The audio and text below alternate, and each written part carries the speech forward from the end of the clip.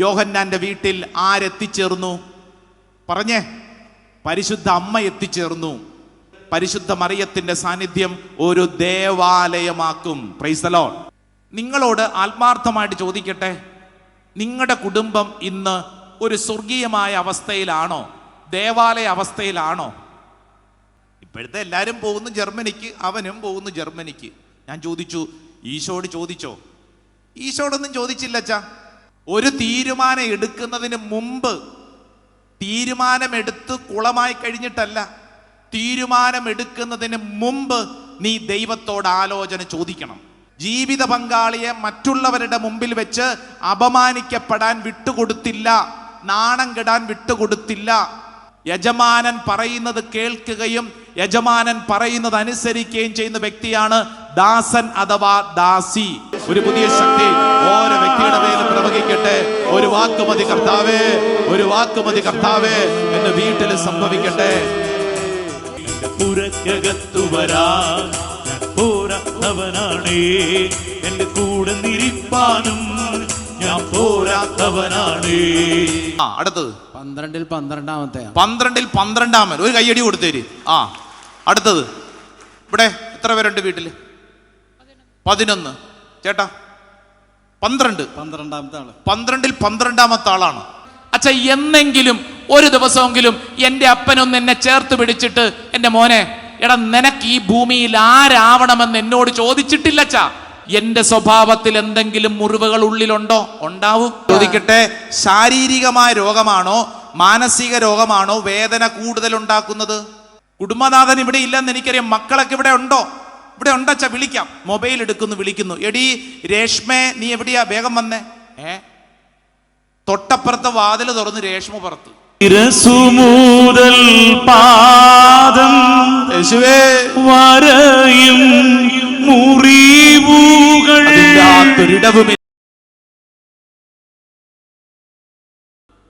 യേശുവിൻ്റെ മരണസമയത്ത് കുരിശിൻ ചുവട്ടിൽ നടന്ന അത്ഭുതകരമായ ഒരു ശുശ്രൂഷയോട് ചേർന്നാണ്.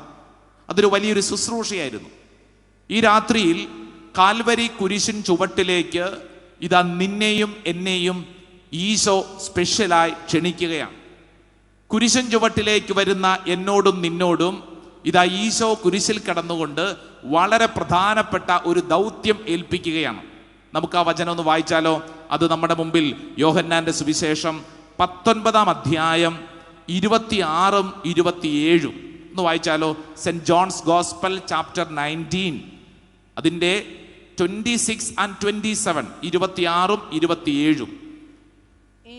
യേശു തന്റെ അമ്മയും താൻ സ്നേഹിച്ച ശിഷ്യനും അടുത്തു നിൽക്കുന്നത് കണ്ട് അമ്മയോട് പറഞ്ഞു സ്ത്രീയെ ഇതാ നിന്റെ മകൻ. അനന്തരം അവൻ ആ ശിഷ്യനോട് പറഞ്ഞു, ഇതാ നിന്റെ അമ്മ. അപ്പോൾ മുതൽ ആ ശിഷ്യൻ അവളെ സ്വന്തം ഭവനത്തിൽ സ്വീകരിച്ചു. Price the Lord.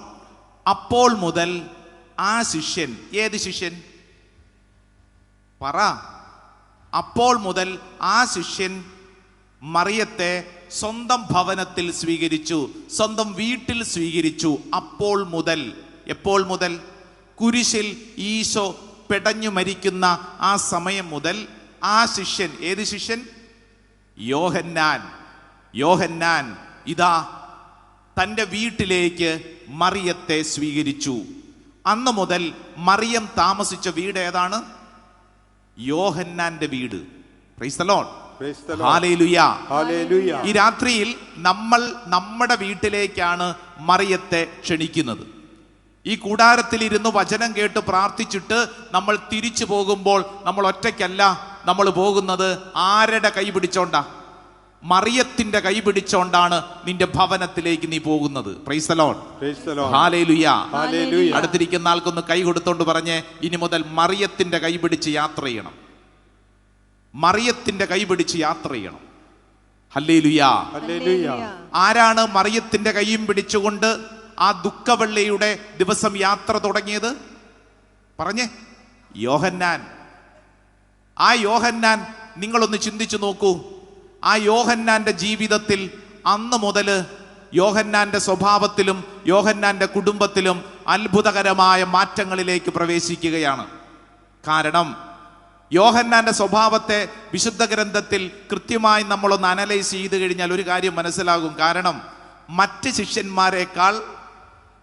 മറ്റ് ശിഷ്യന്മാരെക്കാൾ പാവത്താനായിരുന്നു യോഹന്നാൻ. ആണോ? അല്ല ചേട്ടാ, നമുക്കങ്ങനെ തോന്നും. എന്നാൽ വചനം ആഴത്തിൽ പഠിച്ചാൽ മനസ്സിലാകും യോഹന്നാൻ അത്ര പാവത്താനൊന്നും അല്ലായിരുന്നു.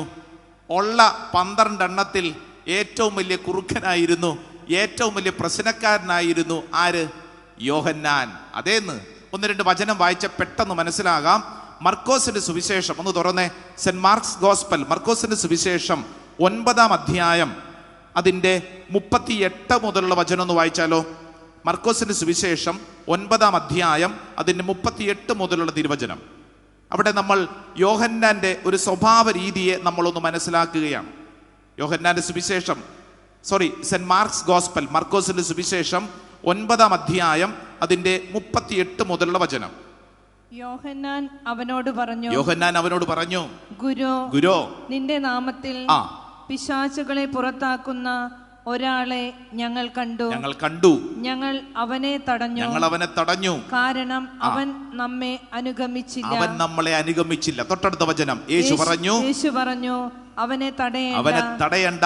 ഒരുവനെ എന്റെ നാമത്തിൽ അത്ഭുത പ്രവൃത്തി ചെയ്യാനും ഉടനെ എന്നെ കുറിച്ച് ദൂഷണം പറയാനും സാധിക്കുകയില്ല. അടുത്ത വചനം എന്താണ്? നമുക്ക് എതിരില്ലാത്തവൻ നമ്മുടെ പക്ഷത്താണ്. യോഹന്നാന്റെ സ്വഭാവം എന്താണ്? യോഹന്നാന്റെ സ്വഭാവ രീതി ഇതേ മറ്റുള്ളവരെ തടയുന്ന ഒരു സ്വഭാവ രീതി എന്ന് പറഞ്ഞു കഴിഞ്ഞാൽ വചനത്തിൽ പഠിപ്പിക്കുന്ന ഒരു കാര്യം, യോഹന്നാന് തൻ്റെ ഗ്രൂപ്പ്, തൻ്റെ പ്രിയപ്പെട്ടവർ മാത്രം മതി, വേറെ ഒരാൾ പ്രസംഗിക്കുന്നത് കണ്ടപ്പോൾ ഇഷ്ടപ്പെട്ടില്ല. പ്രിയപ്പെട്ടവരെ, ഈ യോഹന്നാന്റെ സ്വഭാവം നമ്മുടെയൊക്കെ ഉള്ളിലുണ്ടേ. അസഹിഷ്ണുവായിട്ടുള്ള, ഇൻടോളറൻസ് ഉള്ള യോഹന്നാൻ എന്ന് പറഞ്ഞു കഴിഞ്ഞാൽ ചിലരെ കണ്ടിട്ടില്ലേ? എൻ്റെ പ്രാർത്ഥനാ ഗ്രൂപ്പ്, നീ ഏതാ? ഇതെൻ്റെ പള്ളി, നീ ഏതാ? ഇതെൻ്റെ വീട്, നീ ഏതാ എന്ന് ചോദിക്കുന്ന, മറ്റുള്ളവരെ ചോദ്യം ചെയ്യുന്ന, മറ്റുള്ളവരെ അംഗീകരിക്കാൻ ഒരു ബുദ്ധിമുട്ട്. ഞങ്ങൾ വർഷങ്ങളായിട്ട് ഇവിടുത്തെ ആളുകളാന്ന്. നീ ഏത്? നീ എന്ന് മുതൽ ഇവിടെ വന്നു? പിന്നെ ഇതൊക്കെ ഞങ്ങൾക്കറിയാലോ എന്ന് പറയുന്ന ഇൻടോളറൻസ് എന്ന് പറഞ്ഞാൽ അസഹിഷ്ണുതയുടെ ഒരു ദുരാത്മാവ് ഈ യോഹന്നാന്റെ ഉള്ളിലുണ്ടായിരുന്നു. തീർന്നില്ല. മർക്കോസിന്റെ സുവിശേഷം ഒന്ന് വായിക്കാവോ? 10-ാം അധ്യായം അതിൻ്റെ 35 മുതലുള്ള വചനത്തിൽ ഒന്ന് വായിച്ചേ. നെക്സ്റ്റ് ചാപ്റ്റർ, മർക്കോസിന്റെ സുവിശേഷം 10-ാം അധ്യായം, ചാപ്റ്റർ 10 വേഴ്സ് 35, 35 മുതലുള്ള വചനം. സെബദി പുത്രന്മാരായ യാക്കോബും യോഹന്നാനും അവനെ സമീപിച്ച് അപേക്ഷിച്ചു, ഗുരു, ഞങ്ങൾ അങ്ങയോട് അപേക്ഷിക്കുന്നതെന്തും ഞങ്ങൾക്ക് ചെയ്തു തരണമെന്ന് ഞങ്ങൾ ആഗ്രഹിക്കുന്നു. അതെ, യോഹന്നാനും തൻ്റെ സഹോദരനെയും പിടിച്ചോണ്ട് വന്നിരിക്കുക. ഈശോട് പറയുക, ഈശോയെ, ഞങ്ങൾക്കൊരു കാര്യമുണ്ട്, ഞങ്ങൾ ചോദിക്കുന്നത് എന്തോ അങ്ങ് സാധിച്ചു തരണം, ഞങ്ങൾ ചോദിക്കുന്ന കാര്യം അങ്ങ് സാധിച്ചു തരണം, ഇത് ഞങ്ങളുടെ ഒരു വലിയ ആഗ്രഹമാണ്. അപ്പൊ ഈശോ ഉടനെ ചോദിക്കുന്നുണ്ട്. ചോദിച്ചേ, വായിച്ചേ. അവൻ ചോദിച്ചു, നിങ്ങൾക്ക് വേണ്ടി ഞാൻ എന്തു ചെയ്യണമെന്നാണ് നിങ്ങൾ ആഗ്രഹിക്കുന്നത്? അടുത്ത സെന്റൻസ്. അവർ പറഞ്ഞു, അങ്ങയുടെ മഹത്വത്തിൽ ഞങ്ങളിൽ ഒരാൾ അങ്ങയുടെ വലതുവശത്തും മറ്റേയാൾ ഇടതുവശത്തും ഉപവിഷ്ടരാകാൻ അനുവദിക്കണമേ. ഇതാണ് യോഹന്നാൻ. യോഹന്നാൻ എന്താ പറഞ്ഞേ? ഈശോയെ, ശ്രദ്ധിച്ചോണേ, അങ്ങയുടെ രാജ്യം ഇപ്പൊ ഉടനെ ആകുമല്ലോ, അപ്പോഴത്തേക്ക് ഞാൻ വലതുവശത്ത്, ആഭ്യന്തരമന്ത്രി ഞാൻ, എൻ്റെ സഹോദരൻ ധനകാര്യമന്ത്രി, ബാക്കിയുള്ള 10 ശിഷ്യന്മാർ അവരെങ്ങോട്ടെങ്കിലും പോട്ടെ, അവരുടെ കാര്യം നമുക്ക് വിഷയമല്ലെന്ന്, ഞങ്ങളുടെ കാര്യം ഒന്ന് നോക്കണേ, ഞങ്ങളുടെ സ്ഥാനം ഒന്ന് ഉറപ്പിക്കണേ എന്ന് മനസ്സിലായി. He was ambitious. യോഹന്നാൻ സ്ഥാനമോഹിയായിരുന്നു. ശ്രദ്ധിച്ചേ, നമ്മുടെ ഉള്ളിലും ഒരു കൊച്ചു എപ്പോഴും സ്ഥാനം കിട്ടാൻ മോഹിക്കുന്ന ഒരു സ്വഭാവം ഇല്ലേ? എപ്പോഴും നമുക്ക് ഉള്ളിലുണ്ടെന്ന് അല്ലേ? സ്ഥാനം കിട്ടണം, സ്ഥാനം ഉണ്ടെങ്കിലേ ഞാനുള്ളൂ, സ്ഥാനം ഉണ്ടെങ്കിലേ ഞാൻ അവിടെ വരത്തുള്ളൂ എനിക്കെന്ത് സീറ്റ് കിട്ടും, എനിക്കെന്ത് അംഗീകാരം കിട്ടും, അല്ലേ? ഇല്ലെങ്കിൽ രാത്രിക്ക് രാത്രി ഞാൻ സീറ്റ് മാറും. എനിക്ക് സീറ്റ് കിട്ടുന്ന സ്ഥലത്തെ ഞാനുള്ളൂ. അത് രാഷ്ട്രീയ പാർട്ടിയിൽ മാത്രമൊന്നുമല്ല, പള്ളിയിലുണ്ടെന്ന്, വീട്ടിലുണ്ടെന്ന്, നമ്മുടെയൊക്കെ സ്വഭാവ രൂപത്തിലുണ്ടെന്ന്. എന്ന് പറഞ്ഞാൽ നമ്മുടെ കൊച്ചു ഉള്ളില് ഒരു യോഹന്നാൻ, എങ്ങനെയുള്ള യോഹന്നാൻ? സ്ഥാനമോഹിയായ ഒരു യോഹന്നാൻ നമ്മുടെ ഉള്ളിലുണ്ട്. Price the Lord. Hallelujah, hallelujah, hallelujah, hallelujah. ഇതെല്ലാം പോട്ടെ, ഇതിനേക്കാളും വളരെ അപകടകാരിയായ ഒരു യോഹന്നാനെ നമുക്കൊന്ന് കാണാം. ലൂക്കായുടെ സുവിശേഷം 9-ാം അധ്യായം അതിൻ്റെ 51 മുതലുള്ള വചനം. Luke's gospel chapter 9 verse 51 onwards. 9-ാം അധ്യായം 51 മുതലുള്ള വചനം. തന്റെ ആരോഹണത്തിന്റെ ദിവസങ്ങൾ പൂർത്തിയാക്കിക്കൊണ്ടിരിക്കെ അവൻ ജെറുസലേമിലേക്ക് പോകാൻ ഉറച്ചു. അവൻ തനിക്ക് മുമ്പേ ഏതാനും ദൂതന്മാരെ അയച്ചു. അവന് വേണ്ട ഒരുക്കങ്ങൾ ചെയ്യാൻ അവർ സമരിയാക്കാരുടെ ഒരു ഗ്രാമത്തിൽ പ്രവേശിച്ചു. അവൻ ജെറുസലേമിലേക്ക് പോവുകയായിരുന്നതുകൊണ്ട് അവർ അവനെ സ്വീകരിച്ചില്ല. ഇത് കണ്ടപ്പോൾ ശിഷ്യന്മാരായ യാക്കോബും യോഹന്നാനും പറഞ്ഞു, കർത്താവേ, സ്വർഗത്തിൽ നിന്ന് അഗ്നി ഇറങ്ങി അവരെ നശിപ്പിക്കട്ടെ എന്ന് ഞങ്ങൾ പറയട്ടെയോ? കണ്ടോ യോഹന്നാന്റെ സ്വഭാവം കണ്ടോ? സമരിയാക്കാരെ കുറിച്ച് യോഹന്നാൻ പറയാണ്, കർത്താവേ, സ്വർഗത്തിൽ നിന്ന് അഗ്നി ഇറക്കി ഇവരെ അങ്ങ് നശിപ്പിച്ചാലോ? എന്തൊരു ക്രൂരതയല്ലേ! ഒരു ഗ്രാമത്തെ മുഴുവൻ കൊട്ടേഷൻ കൊടുക്കുന്ന യോഹന്നാൻ, ഇവരെ ഈ ഗ്രാമത്തിലുള്ള എല്ലാവരും അങ്ങ് നശിപ്പിച്ചാലോ? ഈ സമരിയാക്കാർ എന്ത് ചെയ്തിട്ടാ അവരെ നശിപ്പിക്കാൻ യോഹന്നാൻ ഒരുങ്ങിയത്? എന്ത് ചെയ്തിട്ടാ അവര് ഈ യോഹന്നാനെയും സംഘത്തെ എന്തെങ്കിലും ചെയ്തോ? ഉപദ്രവിച്ചോ? ഒന്നും ചെയ്തില്ല. അവരാ ഗ്രാമത്തിലൂടെ പോകുമ്പോൾ ആ ഗ്രാമവാസികളായ പാവപ്പെട്ട സമരിയാക്കാര് അവര് മൈൻഡ് ചെയ്തില്ലെന്ന്. ശ്രദ്ധിച്ചോ? എന്നെ മൈൻഡ് ചെയ്യാത്തവരെ നശിപ്പിക്കുന്നൊരു സ്വഭാവം എൻ്റെ ഉള്ളിലുണ്ടോ? ഓരോരുത്തരും ചിന്തിച്ചാൽ മതി. എന്നെ മൈൻഡ് ചെയ്യണം, എന്നെ ശ്രദ്ധിക്കണം, എന്നെ അംഗീകരിക്കണം, എനിക്ക് സ്ഥാനം കിട്ടണമെന്ന് ആഗ്രഹിക്കുന്ന ഒരു സ്വഭാവം ഉള്ളിലുണ്ടോ? തൊട്ടടുത്ത വചനമാണ് ഒന്ന് ശ്രദ്ധിക്കേണ്ടത്. നമ്മളിപ്പോ വായിച്ചു നിർത്തിയിട്ട് തൊട്ടടുത്ത വചനം. അവൻ തിരിഞ്ഞ് അവരെ ശാസിച്ചു. ശാസിക്കുക. ബൈബിളിൽ ചില സ്ഥലത്ത് ഇത് എഴുതിയിട്ടുണ്ട്. എപ്പോഴാണ് ആ വാക്ക് എഴുതിയിരിക്കുന്നത്? ശാസിക്കുക. എവിടെ എഴുതിയിരിക്കുന്നത്? ഈശോ ശാസിക്കുന്നത് എപ്പോഴാ? സാത്താനെയാണ് ശാസിക്കുന്നത്. എന്ന് പറഞ്ഞു കഴിഞ്ഞാൽ ഈശോ തിരിഞ്ഞു നിന്ന് യോഹന്നാനെ കണ്ടിട്ട് യോഹന്നാനെ ശാസിച്ചു എന്ന് പറഞ്ഞാൽ അവന്റെ ഉള്ളിൽ ഇതാ ഒരു പ്രത്യേക തരം ഒരു ദുഷ്ടാത്മാവ് പ്രവർത്തിക്കുന്നുവെന്ന് തിരിച്ചറിഞ്ഞ് ഈശോ അവനെ ശാസിച്ചു. ഹല്ലേലൂയ, ഹല്ലേലൂയ, ഹല്ലേലൂയ എന്ന് പറഞ്ഞാൽ 3 വചനം വായിച്ചു. സ്ഥാനമോഹിയായ, മറ്റുള്ളവര് എന്നെ മൈൻഡ് ചെയ്യുന്നില്ല എന്ന് കണ്ടപ്പോൾ അവരെ നശിപ്പിക്കാൻ ഒരുങ്ങുന്ന, അല്ലേ, ഇൻടോളറൻസ്, അസഹിഷ്ണുതയുള്ള യോഹന്നാൻ. ഇതാണ് യോഹന്നാൻ. ഇങ്ങോട്ട് നോക്കിക്കേ. ദുഃഖവെള്ളിയുടെ രാത്രിയിൽ ഈ യോഹന്നാനാണ് മറിയത്തെ പിടിച്ച് വീട്ടിലോട്ട് കൊണ്ടുപോയത്. ഇനി നിങ്ങൾ ശ്രദ്ധിക്കണേ. ആ രാത്രി മുതൽ മറിയത്തിന്റെ സാന്നിധ്യം ആ വീട്ടിലുണ്ട്. മറിയത്തിന്റെ സാന്നിധ്യം ആ വീട്ടിലുള്ളപ്പോൾ ആ വീട്ടിൽ താമസിക്കുന്ന വ്യക്തിയുടെ ഉള്ളിലും അത്ഭുതകരമായ ചില മാറ്റങ്ങൾ സംഭവിച്ചു. അത് മനസ്സിലാക്കണമെങ്കിൽ എൻ്റെ പ്രിയപ്പെട്ടവരെ, യോഹന്നാന്റെ സുവിശേഷം നിങ്ങളൊന്ന് സമയം കിട്ടുമ്പോൾ ഒന്ന് ശാന്തമായിട്ട് വായിച്ചാൽ ഒരു കാര്യം മനസ്സിലാകും. എന്താണെന്നറിയോ? യോഹന്നാന്റെ പേര് ഈ പുസ്തകത്തിൽ അധികം ഒന്നും എഴുതപ്പെട്ടിട്ടില്ല. നമ്മൾ വായിക്കുമ്പോൾ എങ്ങനെ എഴുതിയിരിക്കുന്നത്? യോഹന്നാൻ തന്നെക്കുറിച്ച് എഴുതിയിരിക്കുന്നത് യേശു സ്നേഹിച്ചിരുന്ന ആ ശിഷ്യൻ, മറ്റേ ശിഷ്യൻ, അങ്ങനത്തെ ശിഷ്യൻ എന്നിങ്ങനെയാണ്. സ്വന്തം പേര് പോലും എഴുതാതെ അത്രമേൽ എളിമപ്പെട്ടു യോഹന്നാൻ. ആരുടെ ശിഷ്യത്വം? ആരാണ് പറഞ്ഞു കൊടുത്തത്? ആര് പഠിപ്പിച്ചു?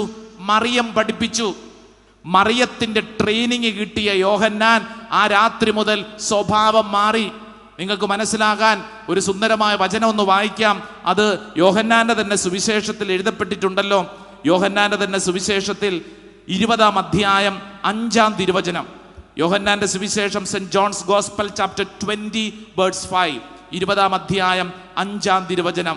ഇത് യോഹന്നാന്റെ സ്വഭാവത്തെ നമ്മുടെ മുമ്പിൽ കൃത്യമായി പഠിപ്പിക്കുകയാണ്. ഒന്ന് വായിച്ചോളൂ.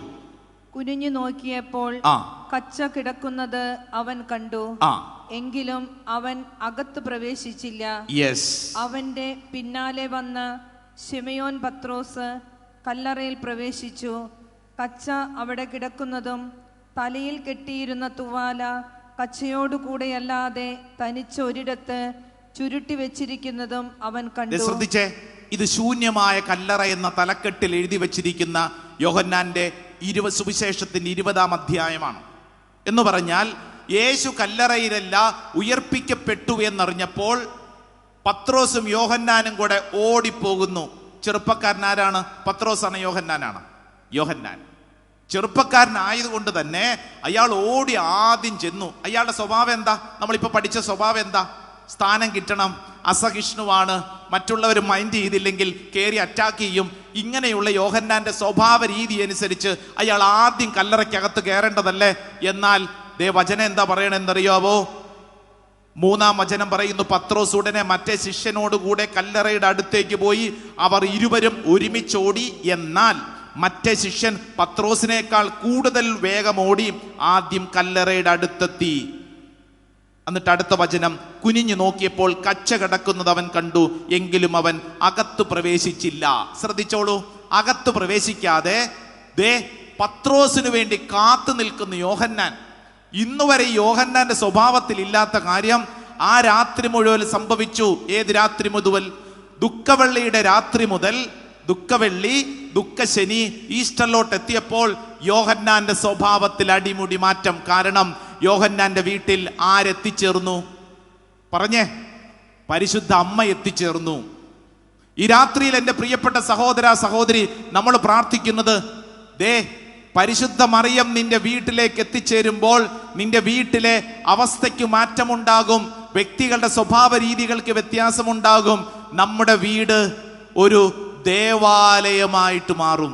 Price the Lord, hallelujah, hallelujah. പരിശുദ്ധ മറിയത്തിന്റെ സാന്നിധ്യം നിന്റെ വീടിനെ ഒരു ദേവാലയമാക്കും. അടുത്തിരിക്കുന്ന ആളോട് പറഞ്ഞു കൊടുത്തേ, പരിശുദ്ധ മറിയത്തിന്റെ സാന്നിധ്യം നിന്റെ വീടിനെ ഒരു ദേവാലയമാക്കും. പറഞ്ഞു കൊടുത്തേ, കൃത്യമായിട്ട് പറയണേ, വെറുതെ പറഞ്ഞിട്ട് കാര്യമില്ല. പരിശുദ്ധ മറിയത്തിന്റെ സാന്നിധ്യം നിന്റെ വീടിനെ ഒരു ദേവാലയമാക്കും. ദേവാലയമാക്കും. എഴുതിയൊക്കെ പഠിക്കുന്നവർ പഠിച്ചോണം.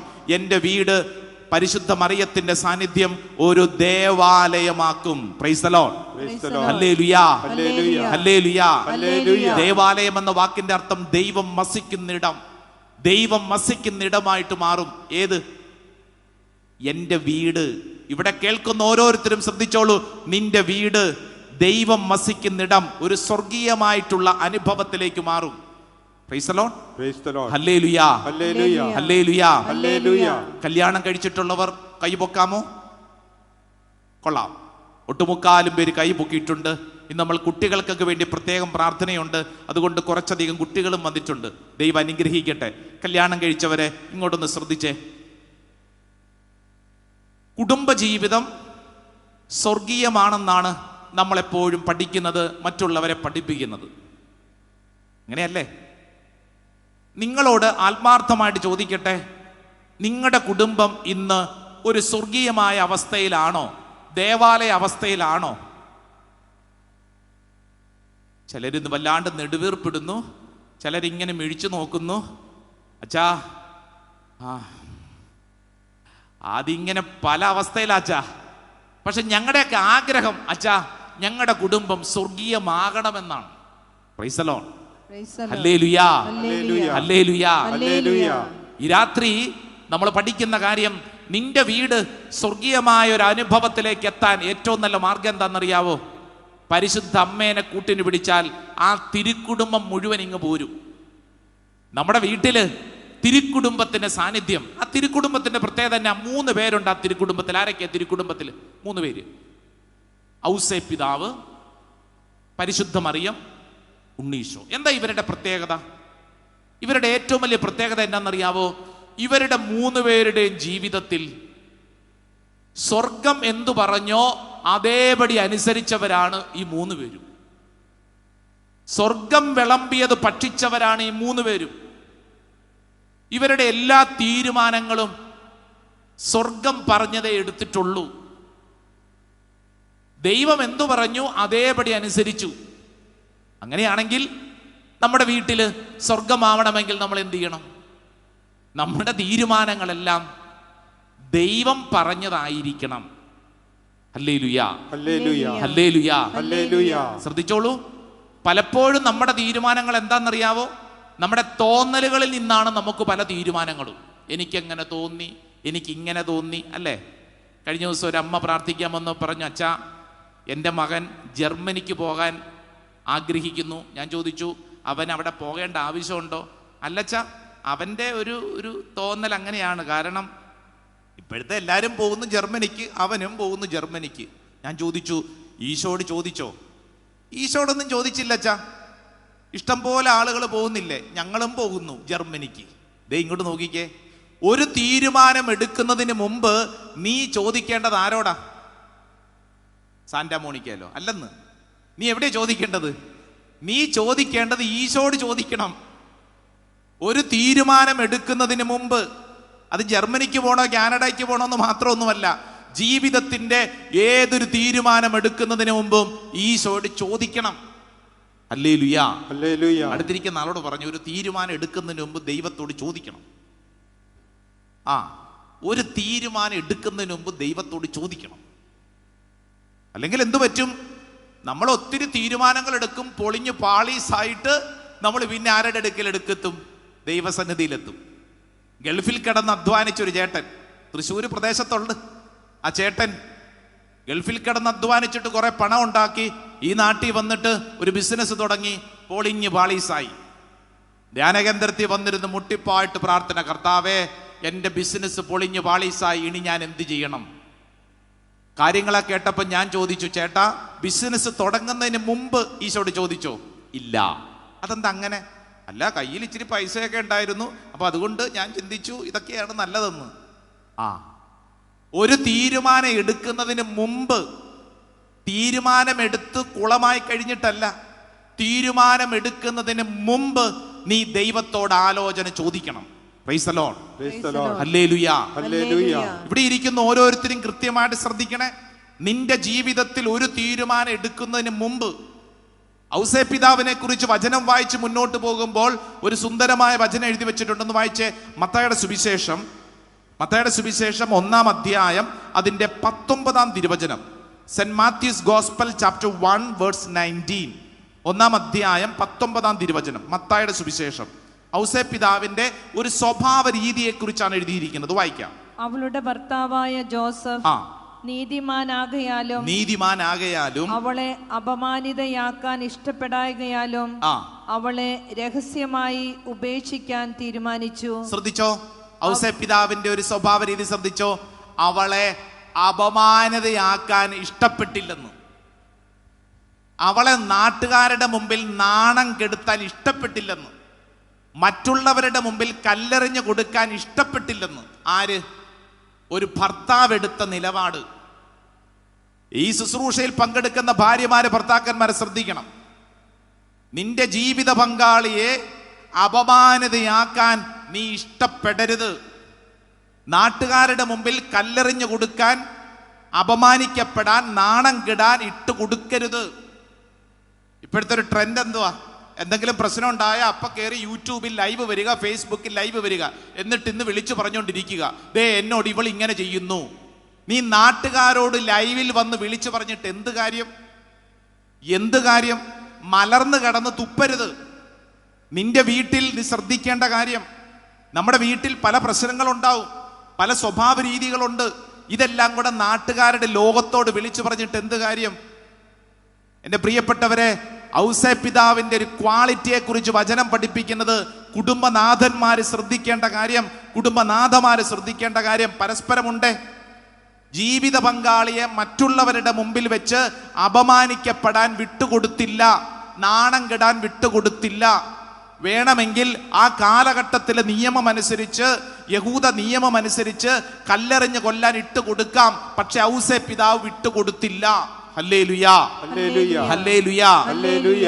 അങ്ങനെ ആ വീട്ടിൽ വളർന്നവനാണ് ഈശോ. നിങ്ങൾ ശ്രദ്ധിക്കണേ, അങ്ങനെ ആ വീട്ടിൽ വളർന്നതുകൊണ്ട് പിന്നീട് നമുക്കറിയാം, ഈശോയുടെ മുമ്പിൽ വ്യഭിചാര കുറ്റത്തിന് പിടിക്കപ്പെട്ടൊരു സ്ത്രീ വന്ന് ഇങ്ങനെ കിടക്കുമ്പോൾ നാട്ടുകാരെല്ലാവരും കൂടെ കല്ലെറിയാനായിട്ട് നാണം കെടുത്തുന്ന തരത്തിൽ സംഭാഷണങ്ങൾ ഉയർത്തുമ്പോൾ ഈശോ എന്തു ചെയ്തു? ഈശോ പറഞ്ഞു, പാപം ചെയ്യാത്തവർ കല്ലെറിയട്ടെ. അങ്ങനെ പറയാൻ ഈശോയ്ക്ക് കിട്ടിയ ചങ്കുറപ്പ് എവിടുന്ന? വീട്ടിൽ നിന്ന് കിട്ടിയ ട്രെയിനിങ്ങാ. മനസ്സിലാവുന്നുണ്ടോ? വീട്ടിൽ നിന്ന് കിട്ടിയ ട്രെയിനിങ്ങാ. വീട്ടിൽ നിന്ന്, അപ്പനയിൽ നിന്നും അമ്മയിൽ നിന്നും കിട്ടിയ ട്രെയിനിങ് ആണ് ആ മകന്റെ ജീവിതത്തിൽ ഉണ്ടായിരുന്ന ബലം. അതുകൊണ്ടാണ് ഈ മകൻ പിന്നീട് വളർന്നു വന്നപ്പോൾ പഠിപ്പിച്ചത് ഏത്? നിന്റെ സംസാരത്തെ ശ്രദ്ധിക്കണം, ആരെയും അപമാനിക്കപ്പെടാൻ, നാണം കെടാൻ വിട്ടുകൊടുക്കരുത്. ഹല്ലേലൂയാ, ഹല്ലേലൂയ, ഹല്ലേലൂയാ, ഹല്ലേലൂയ. നമ്മുടെ സംസാര ശൈലികളിൽ ഇത് വളരെ പ്രധാനപ്പെട്ടതാണ്. വീട്ടിലൊക്കെ നമ്മുടെയൊക്കെ മറ്റുള്ളവരുടെ മുമ്പിലുള്ള പെരുമാറ്റ ശൈലികളിൽ ഒരു കാരണവശാലും ജീവിത പങ്കാളിയെ നാണം കെടാൻ, അപമാനിക്കപ്പെടാൻ ഇട്ടുകൊടുക്കരുത്. Praise the Lord, praise the Lord, hallelujah, hallelujah. പരിശുദ്ധ മറിയത്തിന്റെ സ്വഭാവ രീതിയെ കുറിച്ച് കൃത്യമായിട്ട് പഠിപ്പിക്കുന്ന നമുക്കറിയാവുന്നതാണ് ലൂക്കാസ് വിശേഷം 1:38 തിരുവചനം. ഏതാ വചനം? കാണാതെയൊക്കെ അറിയാലോ. ലൂക്ക 1:38 ഏതാ വചനം? വായിച്ച ഒച്ചത്തി വായിച്ചേ. പരിശുദ്ധ മറിയത്തിന്റെ ഏറ്റവും വലിയ ക്വാളിറ്റി അത് തന്നെയായിരുന്നല്ലോ. മറിയം പറഞ്ഞു, ഇതാ കർത്താവിന്റെ ദാസി, നിന്റെ വാക്ക് എന്നിൽ നിറവേറട്ടെ. തിരുക്കുടുംബത്തിലെ കുടുംബനാഥ ഭാര്യയുടെ സ്വഭാവ രീതിയാണ് പറയുന്നത്. ഇതാ കർത്താവിന്റെ ദാസി. ദാസി അഥവാ ദാസൻ എന്ന് പറഞ്ഞാൽ എന്താ അർത്ഥം? യജമാനൻ പറയുന്നത് കേൾക്കുകയും യജമാനൻ പറയുന്നത് അനുസരിക്കുകയും ചെയ്യുന്ന വ്യക്തിയാണ് ദാസൻ അഥവാ ദാസി. ഹല്ലേലൂയാ, ഹല്ലേലൂയ. എന്ന് പറഞ്ഞാൽ മറിയം പറഞ്ഞു, ഇനി മുതൽ ദൈവമേ, അങ്ങ് പറയുന്നത് ഞാൻ കേട്ടുകൊള്ളാം, അങ്ങ് പറയുന്നത് ഞാൻ അനുസരിച്ചു കൊള്ളാം. കുടുംബത്തിലെ കുടുംബനാഥയെടുത്ത തീരുമാനം, കുടുംബനാഥനെടുത്ത തീരുമാനം. മകൻ ഈശോ വളർന്നത് എങ്ങനെയാ? ഒരൊറ്റ കുഞ്ഞു വചനം വായിച്ചു കഴിഞ്ഞാൽ എല്ലാം മനസ്സിലാകും. ലൂക്കായുടെ സുവിശേഷം 22 അധ്യായം അതിന്റെ 42 തിരുവചനം. സെന്റ് ലൂക്സ് ഗോസ്പൽ ചാപ്റ്റർ 22 22 അധ്യായം. ഗെത്സമീൻ തോട്ടത്തിലെ ഈശോയുടെ പ്രാർത്ഥനയാണ്. ആ പ്രാർത്ഥനയ്ക്കകത്ത് എല്ലാം എഴുതി വെച്ചിട്ടുണ്ട്, നമുക്കറിയാം. ഒന്ന് വായിച്ചേ, 22 അധ്യായം 42 തിരുവചനം, ചാപ്റ്റർ 22 വേഴ്സ് 42. പിതാവേ, അങ്ങേക്ക് ഇഷ്ടമെങ്കിൽ ഈ പാനപാത്രം എന്നിൽ നിന്ന് അകറ്റണമേ. എങ്കിലും എന്റെ ഹിതമല്ല അവിടുത്തെ ഹിതം നിറവേറട്ടെ. Praise the Lord. എങ്കിലും എന്റെ ഹിതമല്ല അവിടുത്തെ ഹിതം നിറവേറട്ടെ. എന്റെ പ്രിയപ്പെട്ട സഹോദരങ്ങളെ, നമ്മുടെ മുമ്പിൽ ഈ രാത്രിയിൽ കുടുംബം ഒരു ദേവാലയമാകുവാൻ ചില പ്രായോഗിക വശങ്ങൾ പരിശുദ്ധ മറിയം, ഔസേ പിതാവ്, ഉണ്ണീശോ നമ്മളെ പഠിപ്പിക്കുകയാണ്. സ്വർഗം പറയുന്നത് അനുസരിക്കണം. നിന്റെ തീരുമാനങ്ങൾ തോന്നലുകൾക്കനുസരിച്ചായിരിക്കരുത്. തോന്നലുകൾക്കനുസരിച്ച് ജീവിക്കുന്നവരെ മലയാളത്തിൽ എന്ത് വിളിക്കും അറിയത്തില്ലേ? തോന്നിയവാസി. ആരാ തോന്നിയവാസി? വീട്ടിലൊക്കെ ചിലപ്പോൾ മക്കള് പറയത്തില്ലേ, നീ എന്താണ് അങ്ങനെ ചെയ്തേ, എനിക്കെങ്ങനെ തോന്നി. ആരാവൻ? തോന്നിയവാസി. നമുക്ക് പലതും തോന്നുമെന്ന്, പലതും തോന്നും. ഇന്ന് തോന്നണതല്ല നാളെ തോന്നണതേ. പ്രത്യേകിച്ച് നമ്മുടെ മക്കളൊക്കെ ഉണ്ടല്ലോ, ശ്രദ്ധിച്ചോണം മക്കളെ. പലതും തോന്നും, പലതും തോന്നും. ഇന്ന് തോന്നുന്നതല്ല നാളെ തോന്നുന്നത്. തോന്നലുകൾ മാറിക്കൊണ്ടിരിക്കും. ഒരു തീരുമാനമെടുക്കുമ്പോൾ ശ്രദ്ധിക്കണം, നമ്മുടെ തോന്നലുകൾക്കനുസരിച്ച് തീരുമാനങ്ങൾ എടുക്കരുത്. മറിച്ച് ദൈവത്തോട് ആലോചന ചോദിക്കണം. Price the Lord, hallelujah, hallelujah. എല്ലാവരും ഒന്ന് ചാടി എഴുന്നേറ്റ് നിന്നേ, ചാടി എഴുന്നേറ്റ് നിന്നേ. 2 കരങ്ങൾ സ്വർഗത്തിലേക്ക് നന്നായിട്ടൊന്ന് ഉയർത്തിപ്പിടിച്ചേ, നിവർത്തി ഉയർത്തിപ്പിടിച്ചോളൂ. എൻ്റെ പ്രിയപ്പെട്ടവരെ, നമ്മുടെ കുടുംബം അത് ദേവാലയമാണ്. പരിശുദ്ധ മറിയത്തിന്റെ സാന്നിധ്യത്താൽ യോഹന്നാന്റെ വീട്ടിലുണ്ടായ മാറ്റങ്ങൾ പോലെ എൻ്റെ വീട്ടിലും അത്ഭുതകരമായ മാറ്റങ്ങൾ. 2 കരങ്ങൾ സ്വർഗത്തിലേക്ക് ഉയർത്തി കണ്ണുകളടച്ച് ഈ ശുശ്രൂഷ സമയത്ത് ആഗ്രഹിക്കുക, ഓ ദൈവത്തിൻ്റെ ആത്മാവേ, എൻ്റെ വീട്ടിൽ അത്ഭുതകരമായൊരു ദൈവീക ഇടപെടൽ ഈ രാത്രിയിൽ സംഭവിക്കപ്പെടുവാൻ, എൻ്റെ കുടുംബത്തിൽ ദൈവീകമല്ലാത്തത് എന്തെങ്കിലും ഉണ്ടെങ്കിൽ ഈ രാത്രി എടുത്തു മാറ്റപ്പെടാൻ 2 കരങ്ങളും ഉയർത്തി ദൈവത്തിൻ്റെ ആത്മാവ് ഈ ശുശ്രൂഷ സമയത്ത് അത്ഭുതകരമായിട്ട് പ്രവർത്തിക്കുന്ന സമയം കണ്ണുകളടച്ച് രണ്ട് കരങ്ങളും ഉയർത്തി പ്രാർത്ഥിക്കുമ്പോൾ നിന്റെ വീട്ടിൽ ദൈവീകമല്ലാത്തത് എന്തെങ്കിലും ഉണ്ടോ? ഏതെങ്കിലും സാധനങ്ങളുണ്ടോ? ദൈവീകമല്ലാത്ത ഏതെങ്കിലും ബന്ധങ്ങളുണ്ടോ? ദൈവിക സാന്നിധ്യത്തെ നശിപ്പിക്കുന്ന, തകർക്കുന്ന എന്തെങ്കിലും ഒരു തിന്മയുടെ മേഖലകളുണ്ടെങ്കിൽ ആ മേഖലകളെല്ലാം സമർപ്പിച്ച്, ഓ ദൈവത്തിൻ്റെ ആത്മാവേ, ഈ ശുശ്രൂഷ സമയത്ത് അത്ഭുതകരമായ ഒരു ദൈവിക ഇടപെടൽ സംഭവിക്കണമേ. എല്ലാവരും കരങ്ങൾ ഉയർത്തി ദൈവത്തിൻ്റെ ആത്മാവ് ഈ ശുശ്രൂഷ സമയത്ത് ഓരോ വ്യക്തിയുടെ മേലും ഒരു പുത്തൻ അഭിഷേകമായിട്ട് പ്രവർത്തിക്കപ്പെടുവാൻ കരങ്ങൾ ഉയർത്തി, സ്വരമുയർത്തി പരിശുദ്ധാത്മാവേ എന്ന് വിളിച്ച് നാവ് തുറന്ന് വിളിക്കട്ടെ, നാവ് തുറന്ന് വിളിക്കട്ടെ, ഹൃദയം തുറന്ന് വിളിക്കട്ടെ. ഓ പരിശുദ്ധാത്മാവേ, ഒരു പുത്തൻ അഭിഷേകം, ഒരു പുത്തൻ പന്തക്കുസ്ത, ഒരു പുത്തൻ ചൈതന്യം ഓരോ വ്യക്തിയുടെ മേലും കുടുംബത്തിന്റെ മേലും അത്ഭുതകരമായിട്ട് പ്രവർത്തിക്കപ്പെടാൻ കരങ്ങൾ ഉയർത്തി വിളിക്കുന്നു. പരിശുദ്ധാത്മാവേ, പരിശുദ്ധാത്മാവേ, ആത്മാവേ, ആത്മാവേ, ആത്മാവേ, ആത്മാവേ, ആത്മാവേ, ആത്മാവേ, ഒരു വാക്കുമതി, എനിക്കതു മതിയേ, എനിക്കതു മതിയേ, ഒരു വാക്കുമതി കർത്താവേ, ഒരു വാക്കുമതി, എനിക്കതു മതിയേ, എനിക്കതു മതിയേ. എല്ലാവരും ചേർന്നൊന്ന് പാടിക്കേ, ഒരു വാക്കുമതിയേ, ഒരു വാക്കുമതി, എനിക്കതു മതിയേ, എനിക്കതു മതിയേ, ഒരു വാക്കുമതി ഒരു കർത്താവേ, വാക്കുമതി, എനിക്കതു മതിയേ, എനിക്കതു മതിയേ. എന്റെ പുരയ്ക്കകത്ത് ഈ രാത്രി വരണം. എന്റെ പുരക്കകത്തു വരാ, ഞാൻ പോരാത്തവനാണ് കർത്താവേ, പോരാത്തവനാണേ.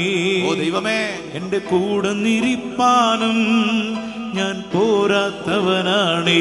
പഠിക്കേ, എന്റെ പുരക്കകത്തു വരാ, ഞാൻ പോരാത്തവനാണേ.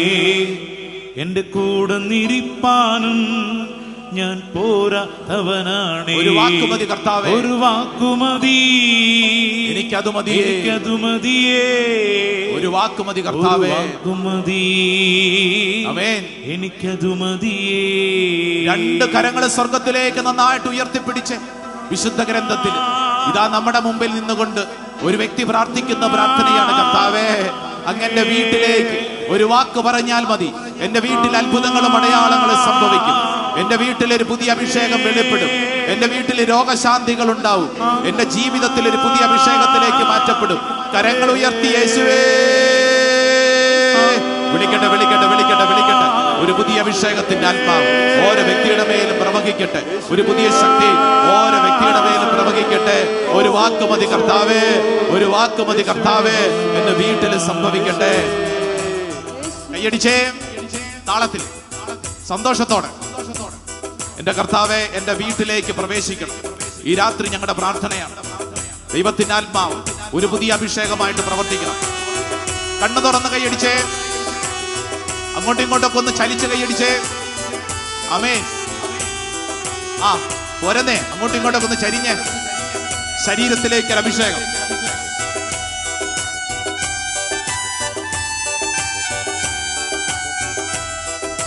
പുരക്കകത്തു വരാ, പോരാത്തവനാണ് ഞാൻ, പോരാത്തവനാണേ. എന്റെ കൂടെ നിരിപ്പാനും ഞാൻ പോരാത്തവനാണേ. പാടാമോ? എന്റെ പുരക്കകത്തു വരാ, ഞാൻ പോരാത്തവനാണേ.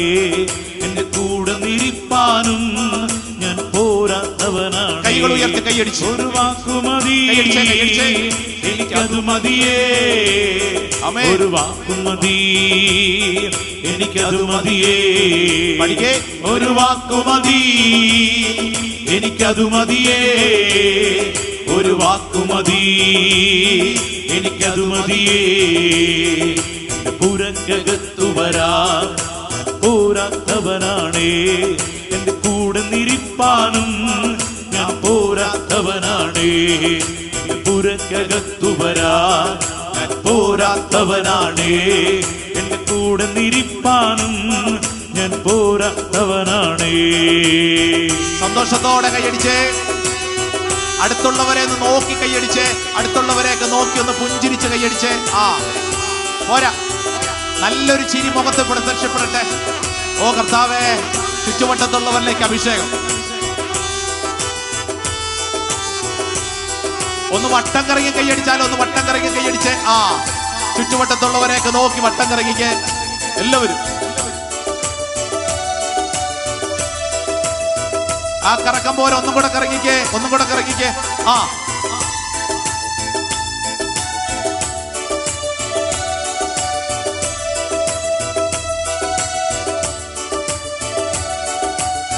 അൽത്താരയിലേക്ക് നോക്കി വലതും ഇടതും ചരിഞ്ഞ്. അസാധ്യമൊന്നും നിന്നിൽ ഞാൻ കാണുന്നില്ലേ, അധികാരത്തിൽ നിന്നെ പോലാരുമില്ലേ.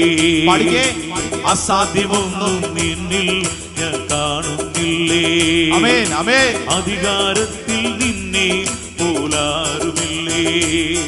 എൻ ജീവിതം മാറും ഒരു വാക്കു നീ പറഞ്ഞാൽ, എൻ നിലവുകളും മാറും ഒരു വാക്കു നീ പറഞ്ഞാൽ, വാക്കു നീ പറഞ്ഞാൽ എൻ ജീവിതം മാറും ഒരു വാക്ക്, ഒരു വാക്കു നീ പറഞ്ഞാൽ എൻ നിലവുകളും മാറും ഒരു വാക്ക് നീ പറഞ്ഞാൽ, വാക്കു നീ പറഞ്ഞാൽ. കൈകൾ ഉയർത്തേ.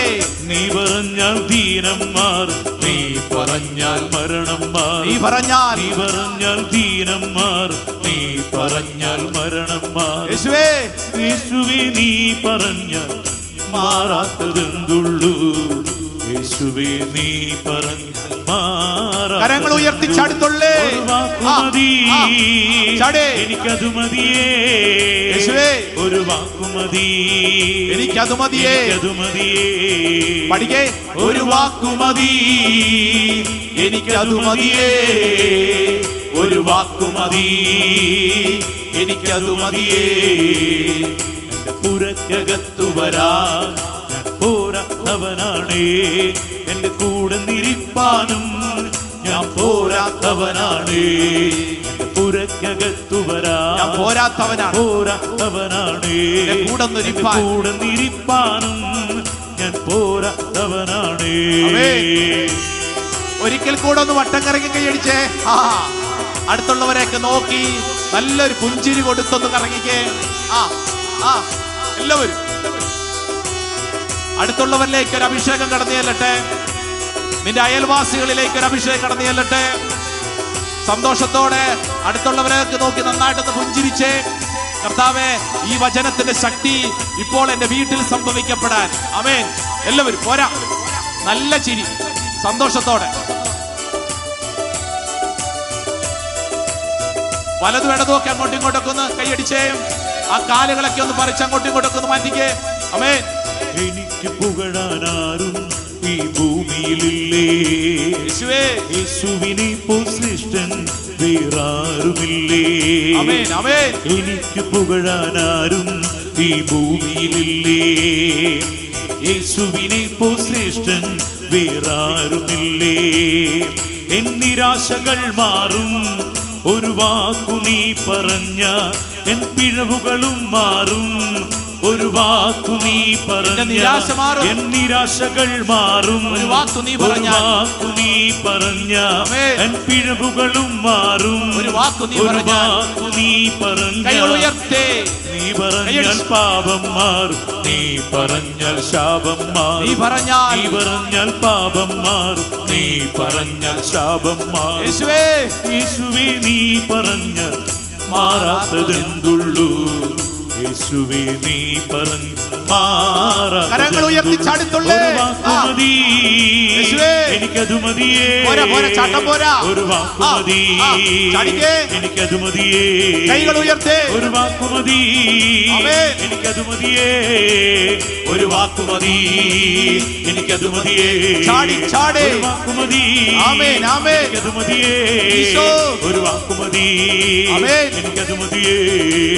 ഒരു വാക്കുമതി, എനിക്കത് മതിയേ, ഒരു വാക്കുമതി, എനിക്കത് മതിയേ.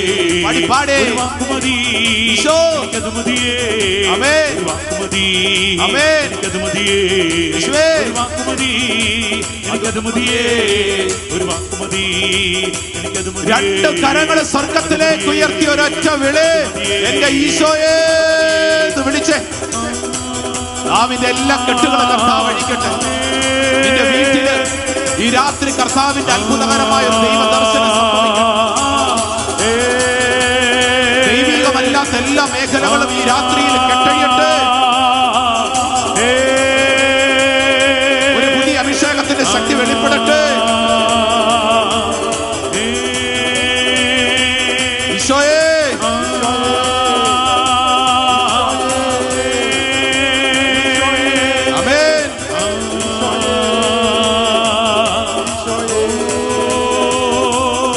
യേശുവേ,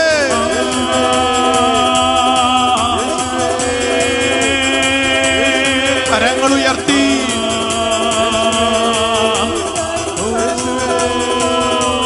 ഈശോ.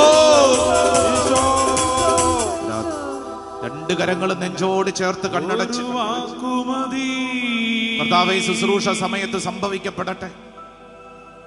എനിക്കതു മതിയേ. എന്റെ കർത്താവെ, ഞാൻ ആഗ്രഹിച്ച് പ്രാർത്ഥിക്കുന്നു.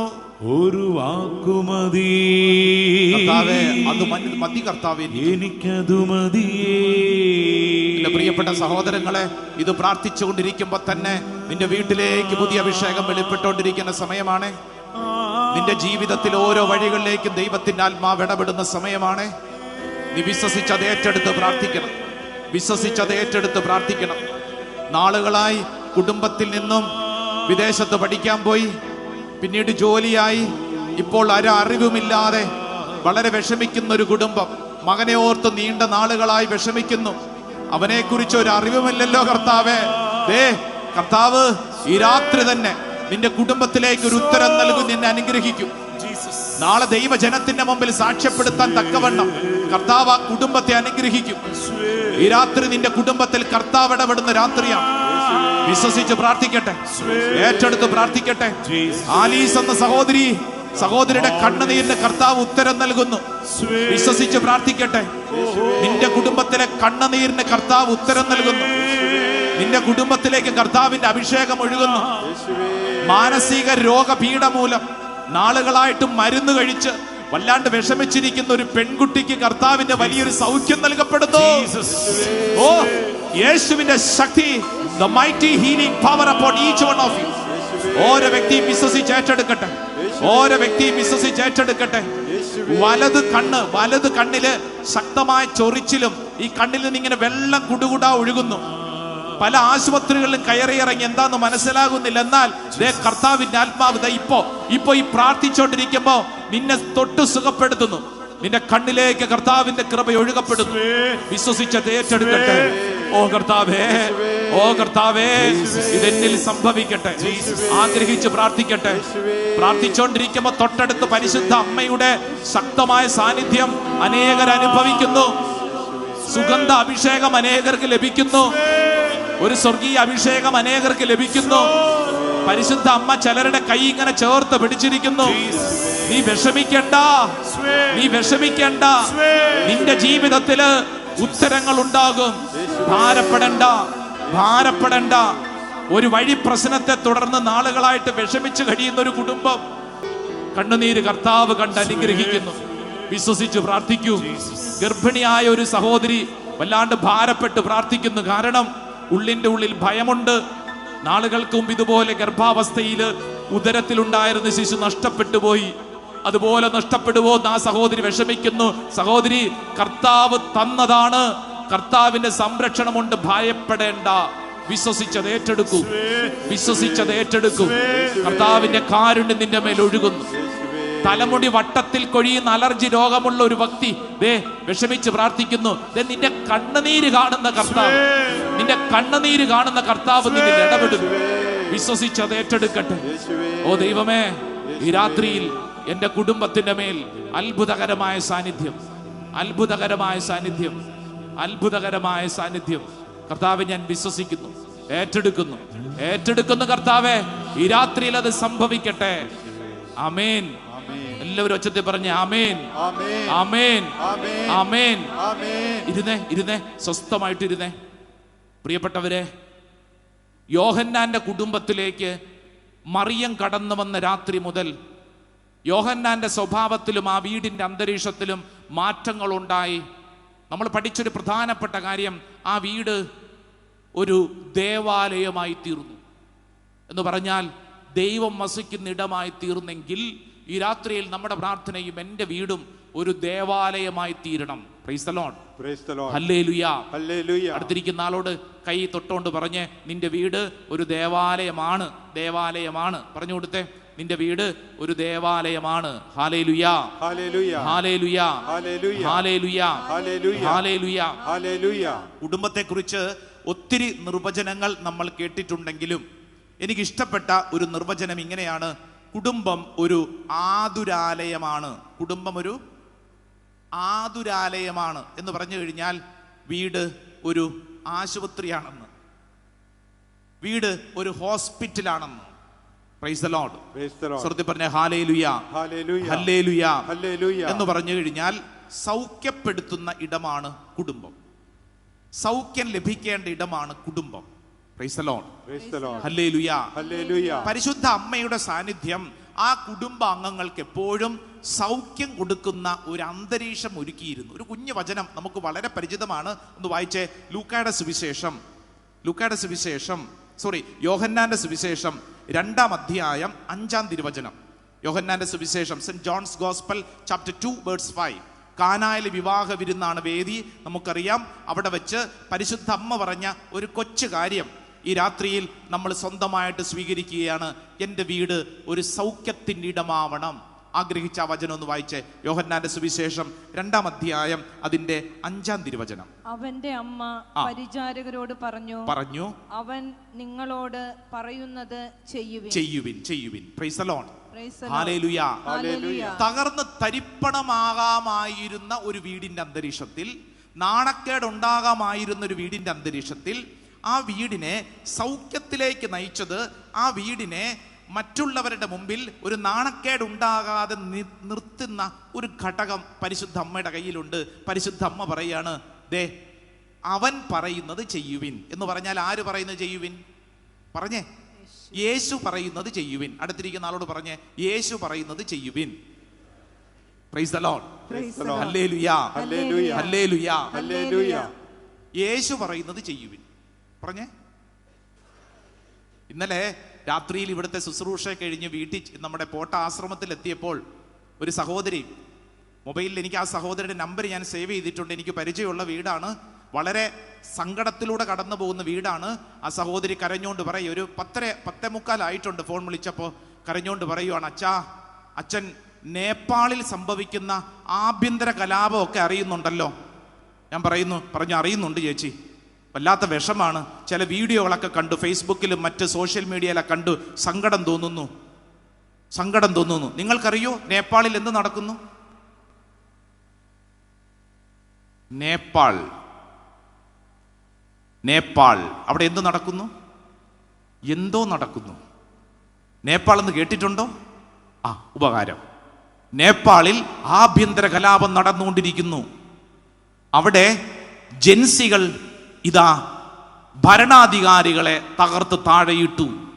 ചില വീഡിയോകൾ കണ്ടത് സങ്കടം തോന്നുന്നു. എന്തെന്നറിയാം, ഭരണാധികാരികളെ ഓടിച്ചിട്ടിടിച്ച് മർദ്ദിക്കുന്നു. അനേകം ഭരണാധികാരികളെ കൊലപ്പെടുത്തി പട്ടാളം ഭരണം ഏറ്റെടുത്തിരിക്കുന്നു. ഇന്നത്തേക്കത്തുള്ള വാർത്തയാണ്. ജൻസികൾ ആരാണ്? ജെസിയോ?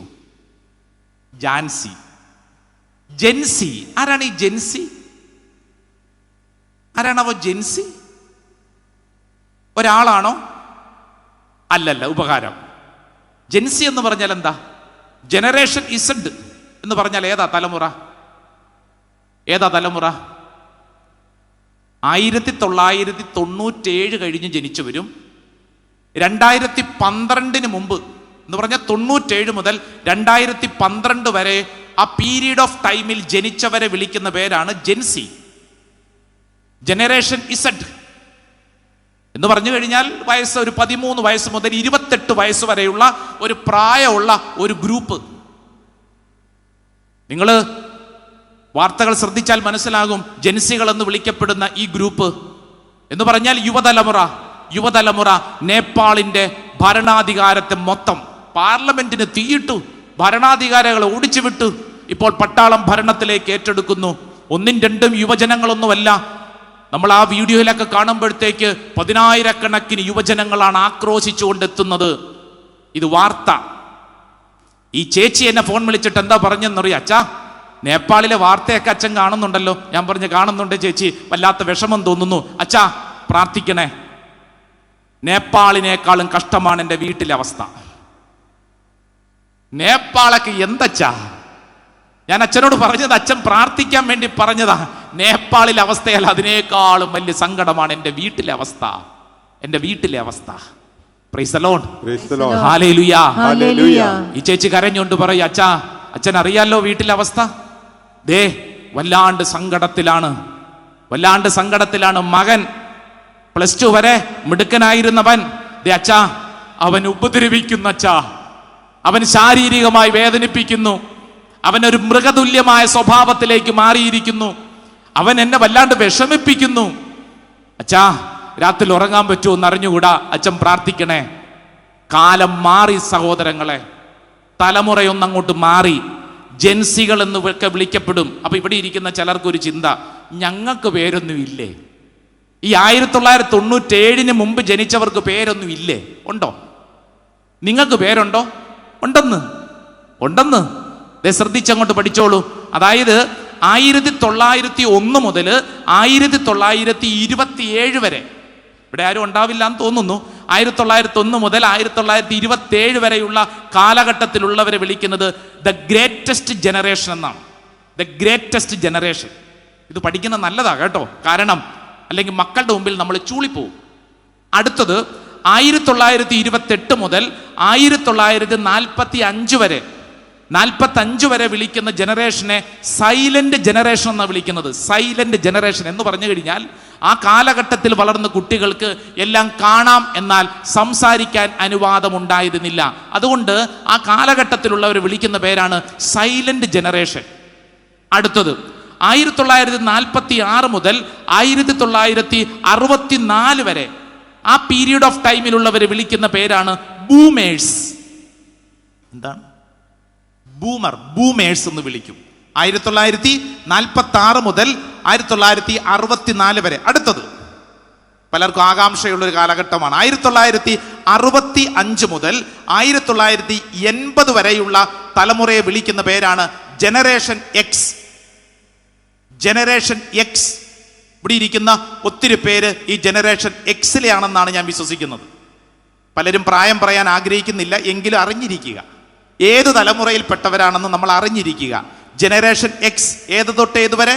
1965 മുതൽ 1980 വരെ. അടുത്തത് 1980 മുതൽ 1996 വരെയുള്ള കാലഘട്ടത്തിലുള്ളവരെ വിളിക്കുന്നത് മില്ലേനിയേഴ്സ് എന്നാണ്. ജനറേഷൻ വൈ എന്നാണ് അറിയപ്പെടുന്നത്. ഇവിടെ ഇരിക്കുന്നതിൽ അധികം പേരും അതും ഉണ്ട്. ജനറേഷൻ വൈ, മില്ലേനിയേഴ്സ് എന്ന് പറയും. 1980 മുതൽ 1996 വരെ. അത് കഴിഞ്ഞു വരുന്ന തലമുറയാണ് ജനറേഷൻ ഇസഡ്, ജെൻസി എന്ന് വിളിക്കപ്പെടും. Gen Z, generation Z short form ആണ് ജെൻസി. ഈ തലമുറയാണ് 1997 മുതൽ 2012 വരെയുള്ള കാലഘട്ടം. തീർന്നില്ല. 2012 മുതൽ, അതായത് 2013 മുതൽ 2024 വരെയുള്ള തലമുറയെ വിളിക്കുന്ന പേരാണ് generation alpha. Generation alpha, gen alpha എന്ന് ഷോർട്ട് ഫോമിൽ വിളിക്കും. 2024 വരെ. 25 ഈ വർഷം മുതലുള്ള തലമുറയെ വിളിക്കുന്ന പേരാണ് ജനറേഷൻ ബെറ്റ. നമുക്ക് ആകപ്പാട് അറിയാവുന്നത് 2000 ആണ്ട്, 21ാം നൂറ്റാണ്ട് എന്നൊക്കെ നമ്മൾ പറയും. കാലം മാറി, തലമുറ മാറി. ഈ തലമുറയുടെ സംസാര ശൈലികൾ വല്ലതും നമുക്ക് മനസ്സിലാവുമോ? നമ്മുടെയൊക്കെ മക്കൾ പറയുന്ന വല്ലതും നമുക്ക് മനസ്സിലാവുന്നുണ്ടോ? പല രീതികളും അല്ലേ, പല ഭാഷാ ശൈലികളും മാറിക്കഴിഞ്ഞു അല്ലേ, പല ശൈലികളും. ഇപ്പൊ ഉദാഹരണത്തിന് ശോകം. നീ എന്തൊരു ശോകമാടാ എന്ന് ചോദിച്ചു. എന്നതാ ചേട്ടാ അർത്ഥം? ശോകം എന്ന് പറഞ്ഞാൽ എന്താ അർത്ഥം? നീ ഭയങ്കര ശോകമാണല്ലോ എന്ന് പറഞ്ഞാൽ എന്താ അർത്ഥം? സ്ഥിതി അത്ര സുഖകരമല്ല. അതിനെ ജെൻസ് വിളിക്കുന്ന പേരാണ് ശോകം അല്ലേ. കിടു, കിടുക്കാച്ചി, പൊളി, പൊളപ്പൻ എന്നൊക്കെ പറയും. അടിപൊളി കാര്യങ്ങൾ എന്നൊക്കെ പറയും. വാക്കുകൾ അങ്ങോട്ട് മാറി, തലമുറ അങ്ങോട്ട് മാറി അല്ലേ. ചങ്ക്, ചങ്കത്തി എന്നൊക്കെ പറയും. ചിലരൊക്കെ നീ എൻ്റെ ചങ്കാണ്, നീ എൻ്റെ ചങ്കത്തിയാണ്. അപ്പൊ നമ്മൾ വിചാരിക്കും ചങ്കോ, എവിടെ ചങ്ക്? അത്രമേൽ ഹൃദയത്തോട് ചേർത്തിരിക്കുന്നവരെ വിളിക്കുന്ന ഈ ന്യൂ ജനറേഷൻ വാക്കാണ് ചങ്കും ചങ്കത്തിയും ഒക്കെ അല്ലേ. അല്ലെങ്കിൽ തന്നെ പ്രത്യേകിച്ച് നമ്മുടെയൊക്കെ ചില വാക്കുകൾ കേട്ട് കഴിഞ്ഞാൽ നമുക്ക് തന്നെ മനസ്സിലാവുന്നില്ല. ഇംഗ്ലീഷും മലയാളം കൂടെ കൂട്ടിക്കലർത്തി പുതിയ തരത്തിൽ. കഴിഞ്ഞിടയ്ക്ക് ധ്യാനത്തിന് വന്ന ഒരു കുടുംബം ചേർത്തല സൈഡിൽ നിന്നാണ്. എൻ്റെ നാട് ചേർത്തലയാണ്. ചേർത്തല സൈഡിൽ നിന്ന കുടുംബമാണ്. ആ കുടുംബത്തിലെ കോളേജിൽ പഠിക്കുന്ന ചെറുക്കൻ ക്ലാസ്സിൽ കയറുന്നില്ല, പുറത്ത് നിൽക്കുന്നു. ഞാൻ പറഞ്ഞു, എടാ കേറകത്ത്. ഫാദറെ, എനിക്കിപ്പോ ക്ലാസ്സിൽ കയറാൻ വൈബില്ല. എന്തില്ലെന്ന്? വൈബില്ലെന്ന് ഞാൻ ചോദിച്ചു. വൈബില്ലെന്നോ? അതെ അച്ഛാ, ഒരു മൂഡില്ല. എനിക്ക് വൈബ് വരുമ്പോൾ ഞാൻ ക്ലാസ്സിൽ കയറിക്കൊള്ളാം. ധ്യാനകേന്ദ്രത്തിൽ താമസിച്ച് ധ്യാനിക്കാൻ വന്നിരിക്കുക, വൈബില്ലെന്ന്. രീതികളൊക്കെ മാറി. അപ്പനും അമ്മയും ഉപദേശിക്കുമ്പോഴത്തേക്കും മക്കൾ പറയാൻ തുടങ്ങി, അപ്പൻ എന്ത് തന്ത വൈബാ പറഞ്ഞുകൊണ്ടിരിക്കുന്നത്. തന്ത വൈബ് എന്നത് തെറി പറഞ്ഞതല്ല ചേട്ടാ, 2024 മലയാളത്തിൽ പിറന്ന വാക്കാണെന്ന്. തന്ത വൈബ്. അമ്മമാർ ഉപദേശിക്കാൻ തുടങ്ങുമ്പോൾ പറയും, എന്ത് പറയും? തള്ള വൈബ്. അതേന്ന് കാലം ഒന്നങ്ങോട്ട് മാറി. ഇതിനെയാണ് തലമുറകളുടെ അന്തരം എന്ന് പറയും. എന്തു പറയും? തലമുറകളുടെ അന്തരം, ജനറേഷൻ ഗ്യാപ്പ്. Generation gap. നിങ്ങൾക്ക് മനസ്സിലാവുന്നുണ്ടോ ഈ കാര്യം? ഇല്ലേ? ഞാൻ പറഞ്ഞു തരാം. ഞാൻ ചോദിക്കട്ടെ, 2 2-ലധികമോ മക്കളുള്ള കുടുംബത്തിൽ ജനിച്ചവർ ഒന്ന് കൈപൊക്കിക്കേ. 2 2-ലധികമോ മക്കളുള്ള കുടുംബത്തിൽ ജനിച്ചവർ കൈപൊക്കൂ. ചിലർ എണ്ണിക്കൊണ്ടിരിക്കുമോ? 1 2 എണ്ണു. 2 2-ലധികമോ മക്കളുള്ള കുടുംബത്തിൽ ജനിച്ചവർ. Very good. 3 3-ലധികമോ മക്കളുള്ള കുടുംബത്തിൽ ജനിച്ചവർ. ആഹാ. 4 4-ലധികമോ മക്കളുള്ള കുടുംബത്തിൽ ജനിച്ചവർ. 5 5-ലധികമോ മക്കളുള്ള കുടുംബത്തിൽ ജനിച്ചവർ. 6 6-ലധികമോ മക്കളുള്ള കുടുംബത്തിൽ ജനിച്ചവർ. 7 7-ലധികമോ മക്കളുള്ള കുടുംബത്തിൽ ജനിച്ചവർ. ചിലർ ഒരുങ്ങി വന്നിരിക്കുകയാണ്. 8 8-ലധികമോ മക്കളുള്ള കുടുംബത്തിൽ ജനിച്ചവർ. അമ്പട. 9 9-ലധികമോ മക്കളുള്ള കുടുംബത്തിൽ ജനിച്ചവർ. ചിലർ വിട്ടുകൊടുക്കാൻ തയ്യാറല്ല. 10 10-ലധികമോ മക്കളുള്ള കുടുംബത്തിൽ ജനിച്ചവർ. ഒന്ന് എഴുന്നേറ്റ് നിന്നൊന്ന് കാണാനാ. 10 10-ലധികമോ മക്കളുള്ള കുടുംബത്തിൽ ജനിച്ചവർ. അമ്പട. നിങ്ങളൊന്ന് ഇങ്ങോട്ടൊന്ന് വരാവോ?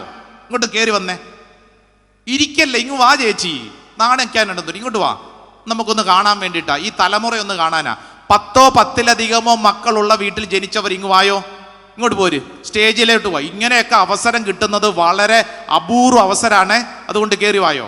10 10-ലധികമോ മക്കളുള്ള വീട്ടിൽ ജനിച്ചവർ. ഈ അൾത്താരയുടെ 2 വശത്തും വന്ന് നിന്ന് ജനത്തെ നോക്കിക്കോ. 10 10-ലധികമോ മക്കളുള്ള വീട്ടിൽ ജനിച്ചവരാണ്. പോരട്ടെ, ഞങ്ങളുടെ അഭിമാനം സംരക്ഷിക്കാൻ ഒരു കന്യാസ്ത്രീ. മറ്റേ സിസ്റ്റർ ഇപ്പോഴേ എണ്ണി നോക്കിയത് കൃത്യമാണ് അല്ലേ? വരട്ടെ വരട്ടെ വരട്ടെ. 10 10-ലധികമോ മക്കളുള്ള വീട്ടിൽ ജനിച്ചവർ. വരൂ വരൂ വരൂ. 10 10-ലധികമോ മക്കളുള്ള വീട്ടിൽ ജനിച്ചവർ. അമ്പട.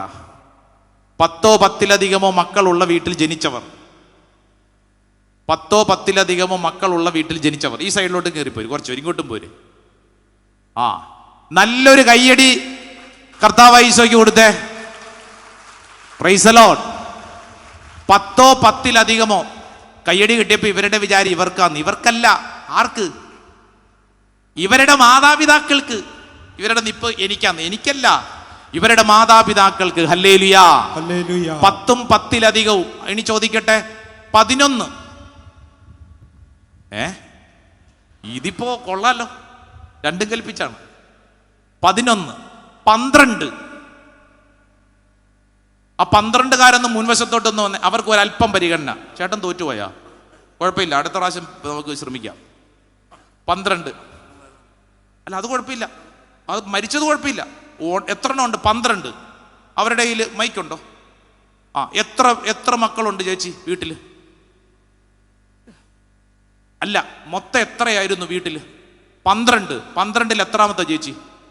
12-ൽ എത്രാമത്തതാ? ഞാനല്ല, പിന്നെ ആര്? ചേച്ചി 12-ൽ എത്ര? വീട് എവിടെയാ? ഇവിടെ അടുത്ത സ്ഥലമൊന്നും ഇല്ലേ? ഒന്ന് പറ. ഇവിടെ തന്നെയാണ് ജനിച്ചത്? ആണോ? 12.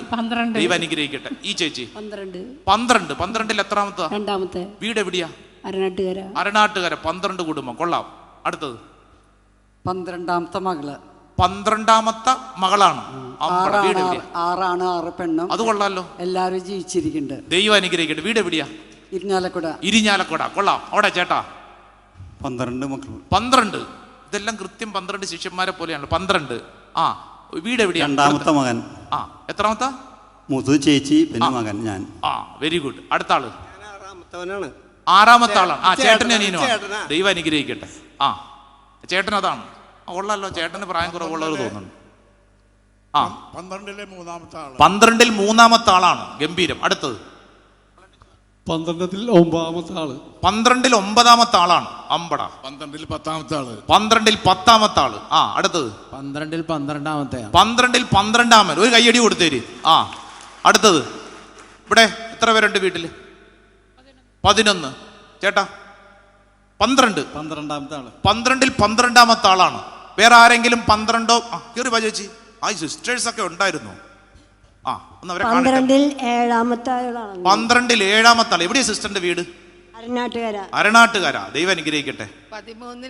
13 അമ്പട ഗെയിം. ഇങ്ങോട്ട് വാ ചേച്ചി. ആ പുറയിലോട്ട്. എനിക്ക് അപ്പോഴേ തോന്നി ചേച്ചി പമ്മി മാറുമ്പോ തന്നെ അറിയായിരുന്നു. ആ ചേച്ചിയുടെ കയ്യിലൊന്ന് മൈക്ക് കൊടുത്തേ. ചേച്ചി 1-ാം സമ്മാനം ചേച്ചിക്കാണ്. 13 മക്കൾ അല്ലേ? വീട് എവിടെയാ? പാലാക്കാര് മോശമില്ല പൊതുവെ. പാലായിൽ നിന്ന് തൃശ്ശൂർ വന്നിരിക്കുക. 13 മക്കള്. 13-ൽ എത്രാമത്തെ ആളാണ്? 7-ാമത്തെ ആളാണ്. Very good. അല്ല ചക്കക്കുരു പോലത്തെ ചേച്ചി. നല്ല കയ്യടി കർത്താവ് ഈശോയ്ക്ക് കൊടുത്തേ. Praise the Lord. Hallelujah. Hallelujah. വേറെ ആരെങ്കിലും ഉണ്ടോ? 12-ൽ കൂടുതൽ 12ൽ കൂടുതലുള്ളവരെ പരിചയപ്പെടുത്താത്ത ആരെങ്കിലും ഉണ്ടോ? 13 1-ാം സമ്മാനം അല്ലേ? ദൈവം അനുഗ്രഹിക്കട്ടെ. നാളെ ചേച്ചിക്ക് നല്ലൊരു സ്പെഷ്യൽ സമ്മാനം തരുന്നതാണ്. Praise the Lord. ഹല്ലേലൂയാ. ഞാൻ ചോദിക്കട്ടെ എന്റെ പ്രിയപ്പെട്ടവരെ, ഇവരെ എന്തിനാ ഇവിടെ വിളിച്ചു വരുത്തിയെന്നറിയോ?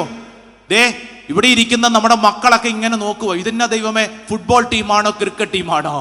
അവരിത് കണ്ടിട്ടില്ല, കേട്ടിട്ടില്ല. കാരണം അവരുടെ വീട്ടിൽ 1, 1.5, 2 അത്രേ ഉള്ളൂ. അപ്പോഴാണ് ദാണ്ട വരുന്നു ഇത്രയും മക്കളുള്ള കുടുംബം. നമ്മുടെ ഈ കാലഘട്ടത്തിലെ ഈ പറഞ്ഞ ജൻസികൾക്ക് ഇത് മനസ്സിലാവില്ല. കാലം മാറി, തലമുറയൊന്ന് അങ്ങോട്ടും ഇങ്ങോട്ടും മാറി. സ്വരത്തിൽ പറഞ്ഞ ഹല്ലേലൂയാ, ഹല്ലേലൂയാ, ഹല്ലേലൂയാ എന്ന് പറഞ്ഞു കഴിഞ്ഞാൽ തലമുറയിൽ വന്ന വലിയൊരു വ്യത്യാസം ഈ കാലഘട്ടത്തിൽ നമ്മൾ തിരിച്ചറിയുന്നു. Praise the Lord. ഹല്ലേലൂയാ. അതായത് ഈ 13 മക്കളും 12ഉം 11ഉം 10ഉം എന്നൊക്കെ പറഞ്ഞല്ലോ. ഇവിടെ ഇരിക്കുന്ന ബാക്കിയുള്ള മിക്കവാറും കുടുംബങ്ങളിലൊക്കെ വലിയ നമ്പരുണ്ട്. നിങ്ങളെയൊക്കെ വളർത്തിയത് ആരാ? ഈ 13 മക്കളുള്ള ചേച്ചി ആരാ വളർത്തിയത്? അമ്മയാണോ? അമ്മ എല്ലാ വർഷവും 1, 2, 3 അല്ലേ? ഇങ്ങനെ പോവല്ലേ? അപ്പൊ ആരാ നോക്കുന്നേ? മൂത്ത കൊച്ച് അടുത്ത കൊച്ചിനെ നോക്കും, അടുത്ത കൊച്ച് അടുത്ത കൊച്ചിനെ നോക്കും. അങ്ങനെ വളർച്ചയ്ക്ക് ഒരു പദ്ധതിയുണ്ട്. ആ വളർച്ചയ്ക്ക് ഒരു രസമുണ്ട്. ഇത് ഇവിടെ ഇരിക്കുന്ന ഭൂരിഭാഗം പേരും വളർന്ന ഒരു പശ്ചാത്തലം. ഇത് നമ്മുടെ ഇന്നത്തെ തലമുറയ്ക്ക് മനസ്സിലാവൂ. നിങ്ങൾ ചിന്തിച്ചേ. അതായത് പല അമ്മമാരും ക്ഷീണിച്ചിരിക്കുക. കാരണം കൊച്ചിനെ നോക്കി വിഷമിച്ചിരിക്കുക. 10ാം ക്ലാസ് വരെ ഇവിടെ ഇരിക്കുന്ന ഓരോരുത്തരും വളർന്ന പശ്ചാത്തലം ഒന്ന് ചിന്തിച്ചാൽ മതി. ഞാൻ വളർന്നത് 7 മക്കളിൽ 7ാമനായിട്ടാണ്. എൻ്റെ വീട് ആലപ്പുഴ ജില്ലയിൽ ചേർത്തല എന്നൊരു സ്ഥലം കേട്ടിട്ടുണ്ടോ? ചേർത്തല നല്ല 1-ാം തരം സ്ഥലമാണ്. Cherthala month, മലമ്പനി, chikungunya. പണ്ട്, ഇപ്പം ഞങ്ങൾ നന്നായി. അവിടെ അടുത്ത് തോമാസ് ലീഹ സ്ഥാപിച്ച ഒരു ദേവാലയമുണ്ട്. കോക്കമംഗലം എന്ന് പറയുന്ന ഒരു ദേവാലയം. അവിടെയാണ് എൻ്റെ ജന്മനാട്. പ്രിയപ്പെട്ടവരെ, 7 മക്കളിൽ 7ാമനായിട്ടാണ് വളർന്നത്. ഞാനിത് പറയാൻ കാരണം നമ്മൾ കടന്നു വന്ന ജീവിത അനുഭവങ്ങൾ ഇന്നത്തെ തലമുറയ്ക്ക് മനസ്സിലാവുമോ? ഇല്ലെന്ന്. പക്ഷെ നമ്മൾ എന്ത് ചെയ്തുകൊണ്ടിരിക്കുന്നു? മക്കളെ പഠിപ്പിക്കുന്ന ശ്രദ്ധിച്ചിട്ടില്ലേ? എന്നാ വലിയ ഉപദേശം എന്നറിയോ? എന്ത് ഉപദേശം പറയണത്? നിന്റെയൊക്കെ പ്രായത്തിൽ ഞാനൊക്കെ എന്തോരം വിഷമിച്ചെന്ന് നിനക്കറിയാമോടാ? അല്ല, അവനറിയാവോ? എങ്ങനെ അറിയാൻ? നിങ്ങൾ വളർന്ന പശ്ചാത്തലമല്ല ഇന്നത്തെ തലമുറയുടേത്. തലമുറയൊന്നങ്ങോട്ട് മാറിയെന്ന് ഞാൻ നേരത്തെ പറഞ്ഞ് തലമുറകളുടെ പേരുകളൊക്കെ പറഞ്ഞില്ലേ? ഒന്ന് മനസ്സിലാക്കാൻ വേണ്ടിയിട്ടാ. മക്കളുടെ സംഭാഷണം പോലും മനസ്സിലാകാത്തൊരു കാലഘട്ടത്തിലാണ് നമ്മൾ ജീവിച്ചിരിക്കുന്നത്. നമ്മൾ വളർന്ന കാലഘട്ടമല്ലെന്ന്. ഹല്ലേലൂയാ, ഹല്ലേലൂയാ, ഹല്ലേലൂയാ, ഹല്ലേലൂയാ. ഞാൻ ഓർക്കുന്ന ഒരു കാര്യമുണ്ട്. വീട്ടിലൊക്കെ വളർന്നു വരുമ്പോഴത്തേക്ക് അല്ലേ, പ്രത്യേകിച്ച് ഞങ്ങളുടെയൊക്കെ നാട്ടില് ഈ ഓണത്തിനും ക്രിസ്മസിനൊക്കെയാണ് പുതിയ ഷർട്ടൊക്കെ കൊടുക്കുന്നത്. ചെറുപ്പത്തിലെ പുതിയ ഷർട്ട് കിട്ടുന്നത് ഓണക്കോടി എന്നൊക്കെ പറയും. അല്ലെങ്കിൽ ക്രിസ്മസിനൊക്കെ കിട്ടും. നേരിട്ട് അപ്പനോട് പറയാൻ പേടിയാ. അമ്മ വഴിയാണ് അവതരിപ്പിക്കുന്നത്. അമ്മ വഴി അവതരിപ്പിച്ച് കഴിയുമ്പോഴത്തേക്ക് അപ്പൻ ചേട്ടനോട് പറയും കൊടുത്തേക്ക്. ഏത്? ചേട്ടന്റെ പഴയത്, എനിക്ക് പുതിയത്. ആഹാ, അതെനിക്ക് പാകാകുമോ? എങ്ങനെ പാകാകും? അതാണ് അന്നത്തെ കാലഘട്ടത്തിലെ അവസ്ഥ. പാകമില്ലാത്തൊരു ഷർട്ട് കിട്ടും. ചേട്ടന്റെ സൈസ് അല്ലല്ലോ ഞാൻ. അത് ലൂസ് പോലത്തെ ഒരു ഷർട്ട്. അന്നും ലോഹ, ഇന്നും ലോഹ. ഇതാണ് എൻ്റെ അവസ്ഥ. ചേട്ടന് വല്ലതും മനസ്സിലാവൂ? സ്കൂളിലൊക്കെ പോകുന്ന കാലഘട്ടം ഓർത്തെടുക്കുന്നത് നല്ലത്. ഇന്നത്തെ കുഞ്ഞുങ്ങൾ പോകുന്ന പോലെയാണോ?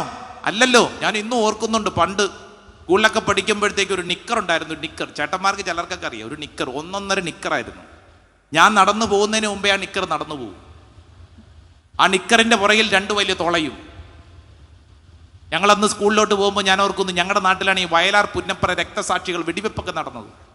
അപ്പൊ ചായക്കടയിലിരിക്കുന്ന ചേട്ടന്മാരൊക്കെ ചോദിക്കും, വയലാർ പുന്നപ്പറ രക്തസാക്ഷി എങ്ങോട്ട് പോകുന്നു? പുള്ളിയുടെ വിചാരം വെടികൊണ്ട തുളയാന്ന്.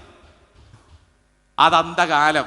നിങ്ങൾ ഇന്ന് മക്കൾക്കൊരു ഷർട്ട് വാങ്ങിക്കൊടുക്കുമ്പോൾ അവരാദ്യം നോക്കൂ, ഏത് ബ്രാൻഡാ, എന്നാ വിലയുണ്ട്. അവർക്ക് വില ഇഷ്ടപ്പെട്ടില്ലെങ്കിൽ, അവർക്ക് ബ്രാൻഡ് ഇഷ്ടപ്പെട്ടില്ലെങ്കിൽ അവർ പറയും എനിക്ക് വേണ്ടെന്ന് പറയും, അവർക്ക് വേണ്ടെന്ന് പറയും. അവരുടെ തലമുറ മാറി. എനിക്ക് പണ്ടുള്ള ഏറ്റവും വലിയ സങ്കടം എന്താണെന്നറിയോ?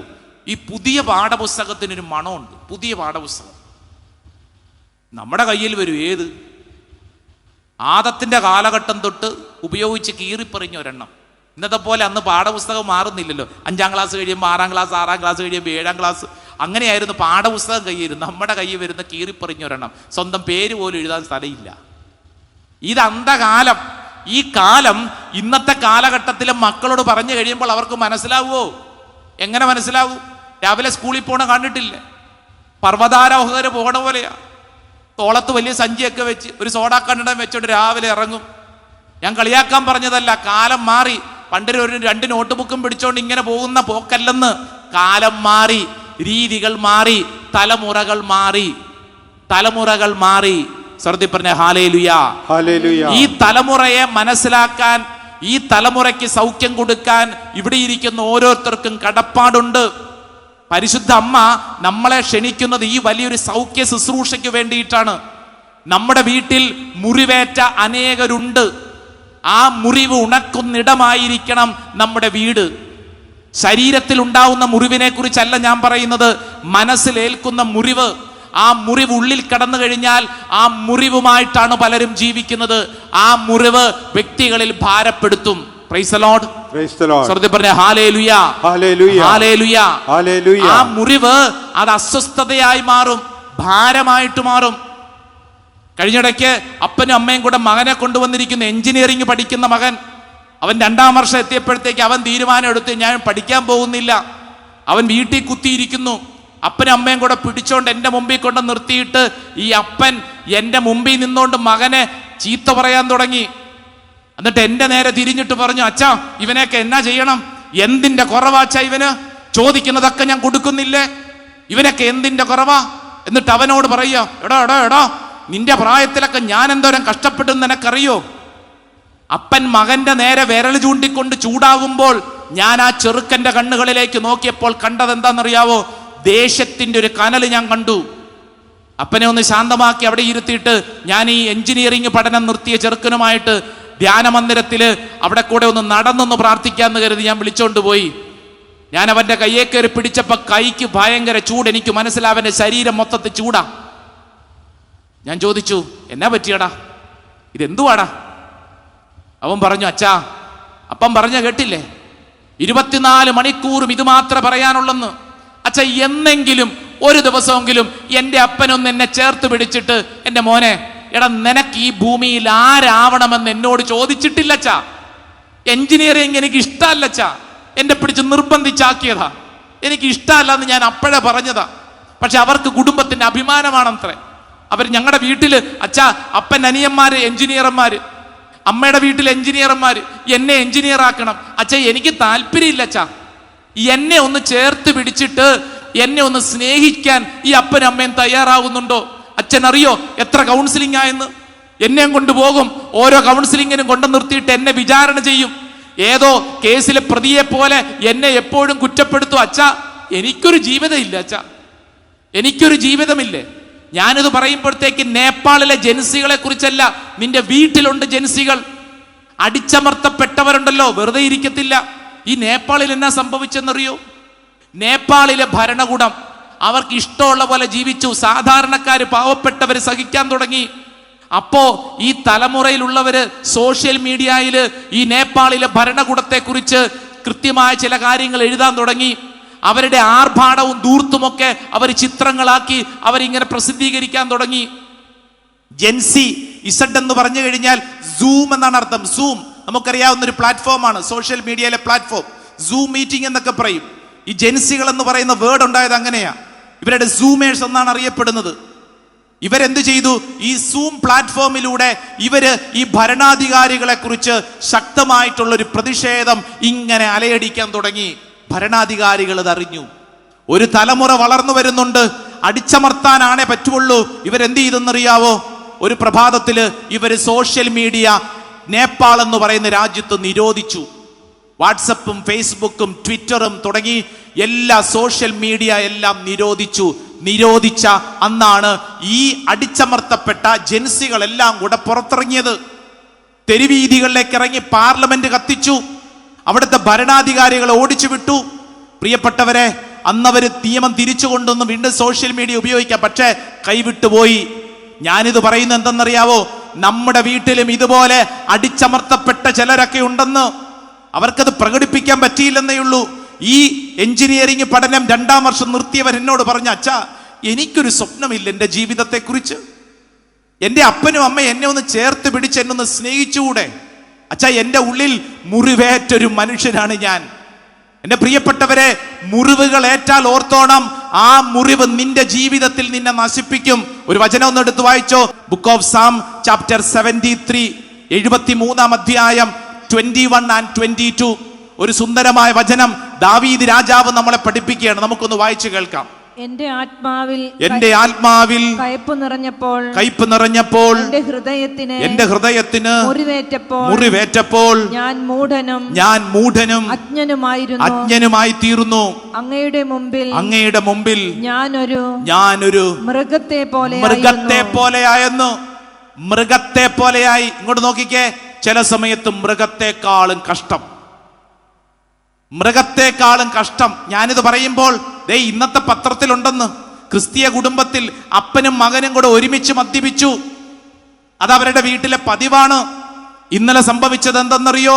മകൻ അപ്പനെ കുത്തിക്കൊന്നു. ഒരുമിച്ച് മദ്യപിച്ചു, അവസാന അടിപിടി കലശലായി, മകൻ അപ്പനെ കുത്തിക്കൊന്നു. മൃഗത്തെക്കാളും കഷ്ടം. മൃഗത്തിന് പോലൊരു സ്റ്റാൻഡേർഡ് ഉണ്ട്. മൃഗത്തെക്കാളും കഷ്ടം എന്ന് പറഞ്ഞാൽ ഇത് നമ്മുടെ ജീവിത കുടുംബ പശ്ചാത്തലത്തിൽ സംഭവിക്കുമ്പോൾ നമ്മൾ ശ്രദ്ധിക്കണം. എവിടെയൊക്കെയോ മുറിവുകൾ ഏറ്റെടുപ്പെടുന്നു. ഞാൻ നേരത്തെ പറഞ്ഞ എഞ്ചിനീയറിംഗ് പഠിച്ച് നിർത്തിയ ചെറുക്കൻ, അവന്റെ ഉള്ളിൽ സങ്കടമാണ്. അപ്പൻ അവനോട് എന്താ പറയണമെന്നറിയോ? വഴക്കടിക്കുമ്പോൾ പറയും, എടാ, നിന്റെ വായിലൊന്നും പറയാനില്ലേ? അവൻ എന്നോട് എന്താ പറഞ്ഞെന്നറിയോ? അച്ഛാ, ഞാൻ എന്തെങ്കിലും എതിർത്തു പറഞ്ഞാൽ പറയും, എടാ, നീ എനിക്കെതിരെ മറുതല പറയാറായോ? മിണ്ടാതിരുന്നാ ചോദിക്കും, നിന്റെ വായിൽ എന്നെ പഴമാണോടാ? മിണ്ടണോ മിണ്ടണ്ടേ? ചെറുക്കന്റെ ചോദ്യ. എൻ്റെ പ്രിയപ്പെട്ട കുടുംബാംഗങ്ങളെ, നമ്മുടെ കുടുംബത്തിലും വളർന്നു വരുന്ന മക്കളെ കുറിച്ച് നമുക്കൊരു ശ്രദ്ധ വേണം.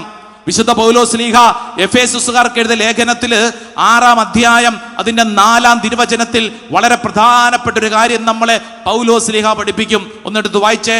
Saint Paul's letter to Ephesians chapter 6 verse 4. 6-ാം അധ്യായം 4-ാം തിരുവചനത്തിൽ ഇവിടെ ഇരിക്കുന്ന മാതാപിതാക്കൾ ശ്രദ്ധിക്കേണ്ട വളരെ പ്രധാനപ്പെട്ട കാര്യം നമുക്കൊന്ന് വായിക്കാം. പിതാക്കന്മാരെ, നിങ്ങൾ കുട്ടികളിൽ കോപമുളവാക്കരുത്. അവരെ കർത്താവിന്റെ ശിക്ഷണത്തിലും ഉപദേശത്തിലും വളർത്തുവിൻ. Praise the Lord. ഹല്ലേലൂയ. മനസ്സിലാവുന്നുണ്ടോ? മക്കളിൽ കോപമുളവാക്കി കഴിഞ്ഞാൽ ആ കോപം അവിടെ ഇരുന്നുകൊണ്ട് പൊട്ടും. അത് പിന്നീട് അസ്വസ്ഥതപ്പെടുത്തും, ഭാരപ്പെടുത്താൻ തുടങ്ങും. Price the Lord. Hallelujah. Hallelujah. Hallelujah. പ്രിയപ്പെട്ടവരെ, ഇത് നമ്മുടെ എല്ലാവരുടെയും വ്യക്തി ജീവിതത്തിൽ അങ്ങനെ തന്നെ. എൻ്റെ ഉള്ളിൽ ഒരു മുറിവുണ്ടെങ്കിൽ, ഈ മുറിവ് സൗഖ്യപ്പെട്ടില്ലെങ്കിൽ ഈ മുറിവ് കുടുംബത്തിലെ മറ്റുള്ളവർക്ക് കൊടുക്കും. ഞാൻ എവിടെ പോയാലും മുറിവ് കൊടുക്കും. ഇവിടെ ഇരുന്നുകൊണ്ട് ഈ വചനം കേൾക്കുന്ന ഓരോരുത്തരും ശ്രദ്ധിക്കണം. എൻ്റെ വീട്ടിൽ സൗഖ്യമുണ്ടോ, മുറിവുകളാണോ? സൗഖ്യം വേണം. ഈ മുറിവുകൾ സൗഖ്യപ്പെടാനുള്ള ഇടമാണ് നമ്മുടെ വീട്. പരിശുദ്ധ അമ്മ ഇന്ന് നമ്മളെ ക്ഷണിക്കുന്നത്, അവൻ പറയുന്നത് ശ്രദ്ധിക്കുവിൻ, അവൻ പറയുന്നത് ചെയ്യുവിൻ. എന്താ യേശു പറഞ്ഞെന്നറിയോ? ഒന്ന് വായിച്ചേ. യേശയ്യായുടെ പ്രവചനം, നമുക്ക് വളരെ പരിചിതമായ വചനം. ബുക്ക് ഓഫ് ഐസയ, യേശയ്യായുടെ പ്രവചനം 53-ാം അധ്യായം 5-ാം തിരുവചനം. 53-ന്റെ 5-ാം തിരുവചനം. നമ്മുടെ അതിക്രമങ്ങൾക്ക് വേണ്ടി അവൻ മുറിവേൽപ്പിക്കപ്പെട്ടു. നമ്മുടെ അകൃത്യങ്ങൾക്ക് വേണ്ടി ക്ഷതമേൽപ്പിക്കപ്പെട്ടു.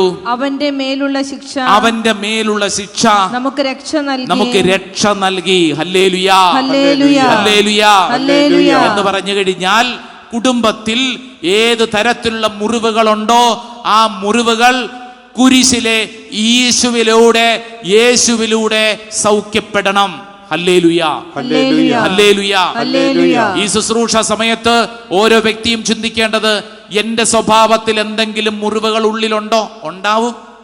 ചെറുപ്പകാലഘട്ടം തൊട്ട് നമ്മൾ വളർന്നു വന്ന സാഹചര്യങ്ങളിൽ നമ്മുടെ ഉള്ളിലുണ്ടായ അനേകം അനുഭവങ്ങൾ നമ്മുടെ ഉള്ളിൽ മുറിവുകൾ ഉണ്ടാക്കും. ഈ മുറിവുകൾ നമ്മൾ മറ്റുള്ളവർക്ക് കൊടുക്കുന്നുണ്ടെങ്കിൽ സൂക്ഷിക്കണം. അങ്ങനെ തലമുറയായിട്ട് ആ മുറിവ് ആ കുടുംബത്തിൽ കിടന്നാൽ ആ കുടുംബത്തിന്റെ ഉള്ള സമാധാനം നഷ്ടപ്പെട്ടു പോകും. പ്രൈസ് ദി ലോർഡ്, ഹല്ലേലൂയാ, ഹല്ലേലൂയാ. ഈ വിഷയത്തെക്കുറിച്ച് നമ്മൾ പഠിക്കുകയും പ്രാർത്ഥിക്കുകയും ചെയ്തുകൊണ്ടിരിക്കുമ്പോൾ നിങ്ങൾ ദിവസവും പഠിക്കേണ്ട ഒരു സുന്ദരമായ വചനം, എല്ലാ ദിവസവും ധ്യാനിക്കേണ്ട ഒരു വചനം പറയട്ടെ. സങ്കീർത്തനം 147 വചനം 3. Book of Psalm chapter 147 verse 3. സങ്കീർത്തനം 147 വചനം 3.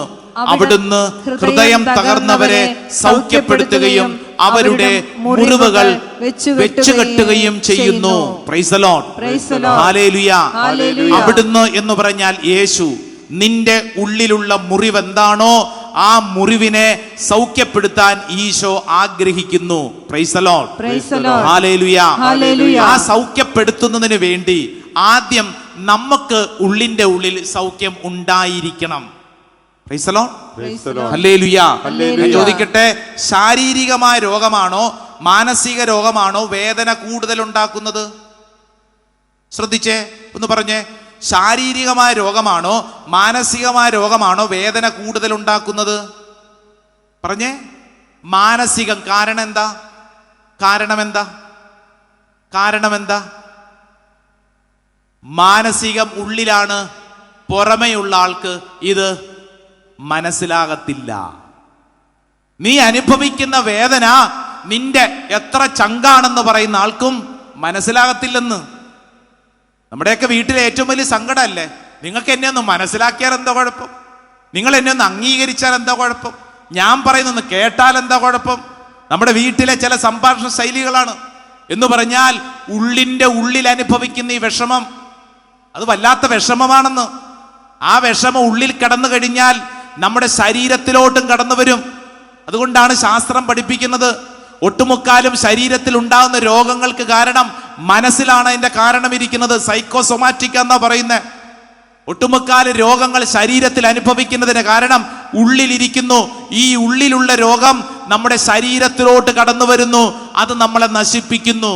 ഹല്ലേലൂയാ, ഹല്ലേലൂയാ. ഈ ഉള്ളിൽ എന്ന് പറഞ്ഞു കഴിഞ്ഞാൽ നമുക്കെല്ലാവർക്കും ഒരു മനസ്സുണ്ട് എന്നറിഞ്ഞിരിക്കണം. എന്തുണ്ട്? മനസ്സ്.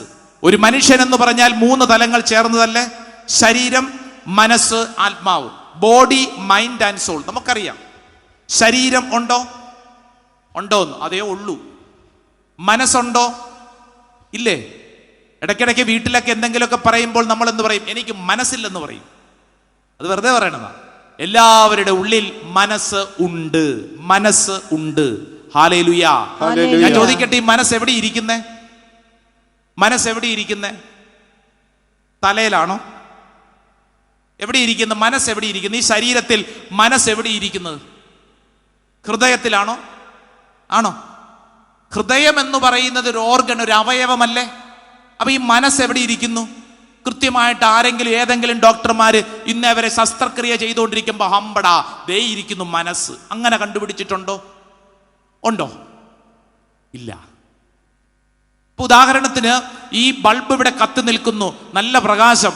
ഇലക്ട്രിസിറ്റി എവിടെയെന്ന് ചോദിച്ചു കഴിഞ്ഞാൽ എന്തു പറയും? ഇതിൻ്റെ അകത്തുണ്ട് അല്ലെ? ഇതിൻ്റെ അകത്തുണ്ട്. ഫാൻ കറങ്ങുന്നു ത്രൂ ഇലക്ട്രിസിറ്റി എവിടെയെന്ന് ചോദിച്ചു കഴിഞ്ഞാൽ അതിൻ്റെ അകത്തുണ്ട്. നിന്റെ ഉള്ളിലുണ്ട് മനസ്സ്. ഇന്ന സ്ഥലത്തല്ല ഇരിക്കുന്നത്, മറിച്ച് നീ എന്നൊരു വ്യക്തി മുഴുവൻ ഒരു മനസ്സിന്റെ രൂപമാണ്. Hallelujah, hallelujah, hallelujah. ഹല്ലേലൂയ. ഇനി ഒരു ചോദ്യം കൂടെ ചോദിക്കട്ടെ. ഈ മനസ്സ് എന്ന് മുതലുണ്ടായി? എന്ന് മുതലുണ്ടായി? ചിലര് പറയുന്നു ഓർമ്മ വെച്ച നാൾ മുതൽ. ആണോ? എന്ന് പറഞ്ഞാൽ ഒരു ഒരു ഒരു ഒരു സമയം പറ. എന്നു മുതലാണ് ഈ മനസ്സുണ്ടായത് നമ്മുടെ ഉള്ളില്? ജനിച്ചപ്പോൾ മുതൽ. എപ്പോൾ മുതൽ? ജനിച്ചപ്പോൾ മുതൽ. ഒരു ചോദ്യം കൂടെ ചോദിക്കട്ടെ, എപ്പോഴാണ് ജനിച്ചത്? ചേടാ, ആധാർ കാർഡ് കൊണ്ടുവരേണ്ടതായിരുന്നു. എന്നാണ് ജനിച്ചത്? നമ്മുടെ കയ്യിലുള്ള ഒരു ഡേറ്റ് ഓഫ് ബർത്ത് ഉണ്ട്, അന്നാണോ ജനിച്ചത്? അല്ലേ? ആണോ? അതിനും മാസങ്ങൾക്ക് മുമ്പ് എവിടെ പിറന്നു? അമ്മയുടെ ഉദരത്തിൽ രൂപപ്പെട്ടു. എന്റെ പ്രിയപ്പെട്ടവരെ, മനസ്സ് അന്നു മുതലുണ്ടായി. അമ്മയുടെ ഉദരത്തിൽ നീ രൂപപ്പെട്ട സമയം മുതൽ എന്ന് പറഞ്ഞാൽ നമ്മൾ ശ്രദ്ധിക്കണം. അമ്മയുടെ ഉദരത്തിൽ കിടന്നൊരു കാലഘട്ടം, 8-9 മാസ കാലഘട്ടം, നിന്റെ മനസ്സിൽ അമ്മ അനുഭവിച്ച കുടുംബത്തിലുണ്ടായ സംഭവങ്ങളെല്ലാം ചേർക്കപ്പെടും. അവിടെ ഇരിക്കും, അവിടെ ഇരിക്കും. ഇനി നമ്മൾ ശ്രദ്ധിച്ചോളൂ, ബോധതലത്തിലോട്ട് വന്നു നമ്മൾ. നിങ്ങളോട് ഞാൻ ചോദിക്കുകയാണ്, നിങ്ങളുടെ ജീവിതത്തിൽ ഓർമ്മയുള്ള കാലഘട്ടം എന്ന് മുതലാണെന്ന് ചോദിച്ചാൽ നിങ്ങൾ സമയമെടുക്കും ചിന്തിക്കാൻ. കാരണം പണ്ട് മുതലുള്ള കാര്യം എന്ന് പറഞ്ഞ് എന്ന് മുതലുള്ള കാര്യം ഓർമ്മയുണ്ട്. 4-ാമത്തെ വയസ്സിൽ നിങ്ങൾക്ക് നടന്ന കാര്യങ്ങൾ ഓർമ്മയുണ്ടോ? 2-ാമത്തെ വയസ്സിൽ നടന്ന കാര്യങ്ങൾ ഓർമ്മയുണ്ടോ? ചില സംഭവങ്ങൾ ഒരു ബ്ലാക്ക് ആൻഡ് വൈറ്റ് ചിത്രം പോലെ നമ്മുടെ ഉള്ളിൽ ഇങ്ങനെ കിടപ്പുണ്ടാവും. ചില കാര്യങ്ങൾ, പ്രിയപ്പെട്ടവരെ, ഓർത്തെടുക്കാൻ കിട്ടുന്ന കാര്യങ്ങൾ ഒരു വശത്ത്, ഓർത്തെടുക്കാൻ പറ്റാത്ത കാര്യങ്ങൾ മറ്റൊരു വശത്ത്. അമ്മയുടെ ഉദരത്തിൽ രൂപപ്പെട്ടപ്പോൾ മുതൽ നമ്മുടെ ഈ മനസ്സിലേക്ക് പല പല അനുഭവങ്ങളും കടന്നു വന്നു, നല്ലതും ചീത്തതും. ഓർമ്മയുള്ള കാലഘട്ടത്തിൽ ഇന്ന് ഇവിടെ ഇരിക്കുമ്പോൾ നിങ്ങളുടെ ഉള്ളിൽ കുറെ ഓർമ്മകളുണ്ട്. ഇനി നമ്മൾ മനസ്സിലാക്കേണ്ട കാര്യം എന്താണെന്നറിയോ? മലയാളത്തിലൊക്കെ പറയത്തില്ലേ, മുഖം മനസ്സിന്റെ കണ്ണാടി എന്ന് പറയും. എന്തു പറയും? മുഖം മനസ്സിന്റെ കണ്ണാടി എന്ന് പറഞ്ഞു കഴിഞ്ഞാൽ മനസ്സിൽ എന്തുണ്ടോ അതാണ് നമ്മുടെ മുഖത്ത് വരുന്നത്. അടുത്തിരിക്കുന്ന ആളെ ഒന്ന് നോക്കിക്കേ, വല്ലതും മനസ്സിലാവുന്നുണ്ടോ നോക്കിക്കേ, മുഖത്തോട്ട് നോക്കിക്കേ. എന്നെ അല്ലേ ചേട്ടാ, നോക്കൂ. കൊള്ളാം, വല്ലതും മനസ്സിലായോ? എവിടെ? ഞാൻ പറയട്ടെ, ഇങ്ങോട്ട് നോക്കിക്കേ. അടുത്തിരിക്കുന്ന ആളുടെ മുഖത്ത് നോക്കി നല്ലായി ഒന്ന് പുഞ്ചിരിക്കാമോ? ഒന്ന് പുഞ്ചിരിച്ചേ. ആഹാ, ഞങ്ങളുടെ നാട്ടിൽ ഇതിനെ ഇളി എന്നാണ് പറയുന്നത്. ഈ എന്താണ് വിളിക്കുന്നത്? ഇവിടെ ഉണ്ടോ? ഇവിടെ ഉണ്ടോ? എന്താണാവോ ഈ ഇളി എന്ന് പറയുന്നത്? ചിരിക്കാൻ ശ്രമിച്ചിട്ട് അങ്ങ് ശരിയായില്ല. ഇപ്പൊ സംഭവിച്ച കാര്യ. അടുത്തിരിക്കുന്ന ഇതിനെ നോക്കിയിട്ട് എന്നാ ചിരിക്കാനാ അല്ലേ? അപ്പൊ നമ്മൾ ചിരിച്ചു എന്ന് വരുത്തി. ഈ ചിരി ഉള്ളിൽ നിന്ന് വരണമെങ്കിൽ മനസ്സിൽ എന്തു വേണം? സന്തോഷം എന്ന വികാരം വേണം. സന്തോഷം എന്ന വികാരം ഉള്ളിലുള്ളപ്പോഴാണ് ചിരിക്കാൻ പറ്റുന്നത്. ഇല്ലെങ്കിൽ ചിരിക്കാൻ പറ്റുമോ? നിന്റെ ഉള്ളിലുള്ള വികാരത്തിനനുസരിച്ചാണ് നിന്റെ മുഖത്ത് പല കാര്യങ്ങളും തെളിഞ്ഞു വരുന്നത്. ഇന്നത്തെ പിള്ളേരൊക്കെ കണ്ടിട്ടില്ല, മെന്റലിസ്റ്റ് എന്നൊക്കെ പറയും. മെന്റലിസം, മുഖത്ത് നോക്കി നിന്റെ ബോഡി ലാംഗ്വേജ് നോക്കി കാര്യങ്ങൾ മനസ്സിലാക്കുന്ന രീതികൾ. നിന്റെ മുഖത്ത് നിന്റെ അവസ്ഥ മുഴുവൻ എഴുതി വച്ചിട്ടുണ്ടെന്ന്. Praise the Lord, hallelujah, hallelujah. ചിലരെ കാണുമ്പോഴത്തേക്ക് നമ്മൾ നോക്കത്തില്ല, അയ്യോ നീ എന്താടി വ്യാകുല മാതാവിനെ പോലെ ഇരിക്കുന്നത്? അതെന്താ അങ്ങനെ പറയുന്നത്? വ്യാകുല മാതാവിന്റെ മുഖശോഭ ഉള്ളത് കൊണ്ടാണോ? ആണോ ചേച്ചി? അല്ലെന്ന്. അതിന്റെ ഇരിപ്പ് കണ്ടാൽ മതി. താടിക്ക് കൈ കൊടുത്ത് ഇങ്ങനെ ഇരിക്കുക. അച്ഛൻ ഇങ്ങനെയൊക്കെ പറയാം. ഈ എൻ്റെ വീട്ടിലെ അവസ്ഥ ആ ഇരിപ്പാത്. കാരണം അതിൻ്റെ മുഖത്ത് എല്ലാ ദുഃഖവും ഇരിക്കുവാന്ന്. എല്ലാ അവസ്ഥയും ഇരിപ്പുണ്ട്. മുഖത്ത് എല്ലാം തെളിഞ്ഞു വരും. Price the Lord, hallelujah, hallelujah, hallelujah. ഈ പഠിപ്പിച്ചുകൊണ്ടിരിക്കുന്ന കാര്യം ശ്രദ്ധിച്ചു പഠിച്ചോണേ. നിങ്ങളുടെ കുടുംബത്തിൽ അപ്ലൈ ചെയ്യാൻ പറ്റിയ കാര്യ. ദൂരെ ഒന്നും പോകണ്ട. സ്വന്തം വീട്ടിൽ മക്കളെ മുഖത്ത് നോക്കണം, മാതാപിതാക്കളുടെ മുഖത്ത് നോക്കണം, സഹോദരങ്ങൾ തമ്മിൽ മുഖത്ത് നോക്കണം. ഇപ്പൊ എവിടെയാ മുഖത്ത് നോക്കാൻ സമയം? മൊബൈലിൽ നോക്കിയിട്ട് സമയം തികയുന്നില്ല, പിന്നെയാണ് മുഖത്ത് നോക്കുന്നത് അല്ലേ? വീട്ടിൽ തന്നെ സംസാര ശൈലികൾ ശ്രദ്ധിച്ചിട്ടില്ലേ? മൊബൈലിൽ കുത്തിക്കൊണ്ട് അമ്മ ഓക്കെ ഓക്കെ അമ്മ, ഓക്കെ മമ്മി, ഓക്കെ മമ്മി, എന്നാ ഓക്കെ എന്തുവായി പറയണേ? ഈ കഴിഞ്ഞ നാളിലൊരു വീട് സന്ദർശനം. ആ കുടുംബത്തിലുള്ള എല്ലാവരും അവിടെ ഉണ്ടായിരിക്കണമെന്ന് പറഞ്ഞതാ. വീട്ടിൽ കയറി ചെന്നപ്പോ കുടുംബനാഥ മാത്രമേ ഉള്ളൂ. ഞാൻ ചോദിച്ചു, എന്റെ പൊന്നു ചേച്ചി പറഞ്ഞതല്ലേ? കുടുംബനാഥൻ ഇവിടെ ഇല്ലെന്ന് എനിക്കറിയാം. മക്കളൊക്കെ ഇവിടെ ഉണ്ടോ? ഇവിടെ ഉണ്ടച്ചാ വിളിക്കാം. മൊബൈൽ എടുക്കുന്നു, വിളിക്കുന്നു. എടി രേഷ്മേ, നീ എവിടെയാ? വേഗം വന്നേ. തൊട്ടപ്പുറത്തെ വാതിൽ തുറന്ന് രേഷ്മ പുറത്ത്. ഞാൻ ചോദിച്ചു, ഇവള് മാത്രമല്ല. അല്ല, ഉണ്ട്. എടാ രാജേഷേ, നീ എവിടെയാ? അത് ശരി. അപ്പുറത്തെ വാതിൽ തുറന്ന് രാജേഷും വന്നു.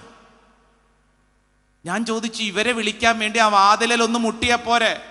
എന്തിന് മുട്ടിയ തുറക്കിയാലച്ച? കാരണം ചെവിയിൽ ഈ കുന്ത്രാണ്ടം വെച്ചോണ്ട് അകത്തിരിപ്പാ, ഇയർഫോണേ.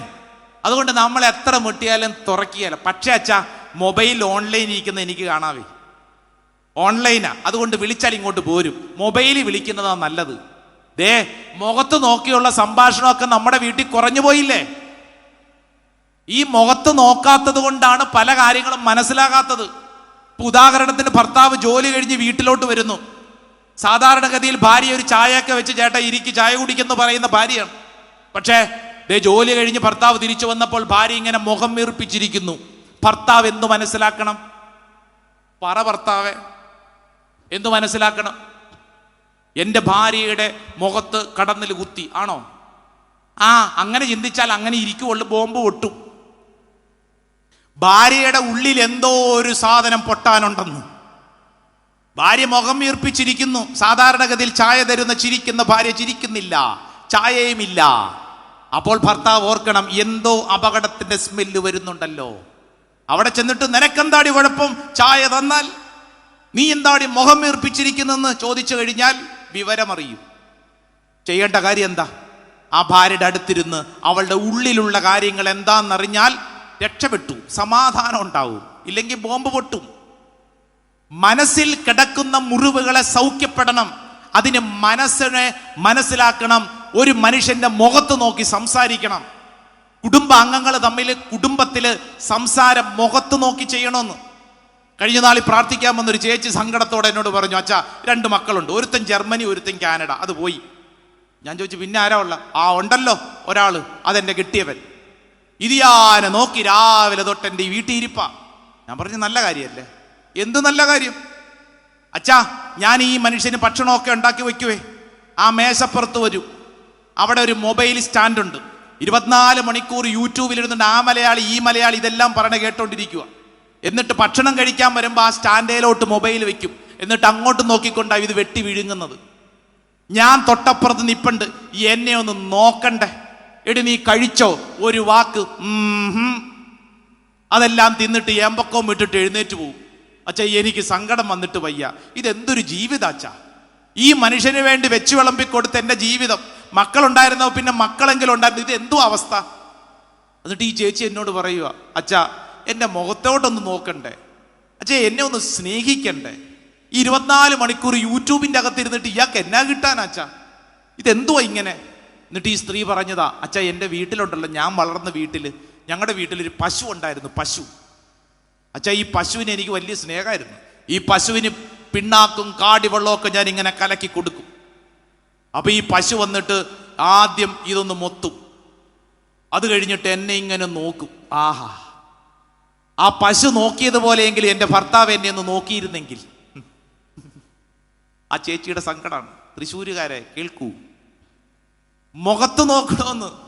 ഈ ഭാര്യയുടെ സങ്കടം ഞാൻ ഈ പറഞ്ഞത്. 24 മണിക്കൂർ അച്ഛാ ഞാൻ ഈ മനുഷ്യന് വെച്ച് വിളമ്പി കൊടുക്കുന്ന, എൻ്റെ മുഖത്തോട്ടം നോക്കണ്ടേ?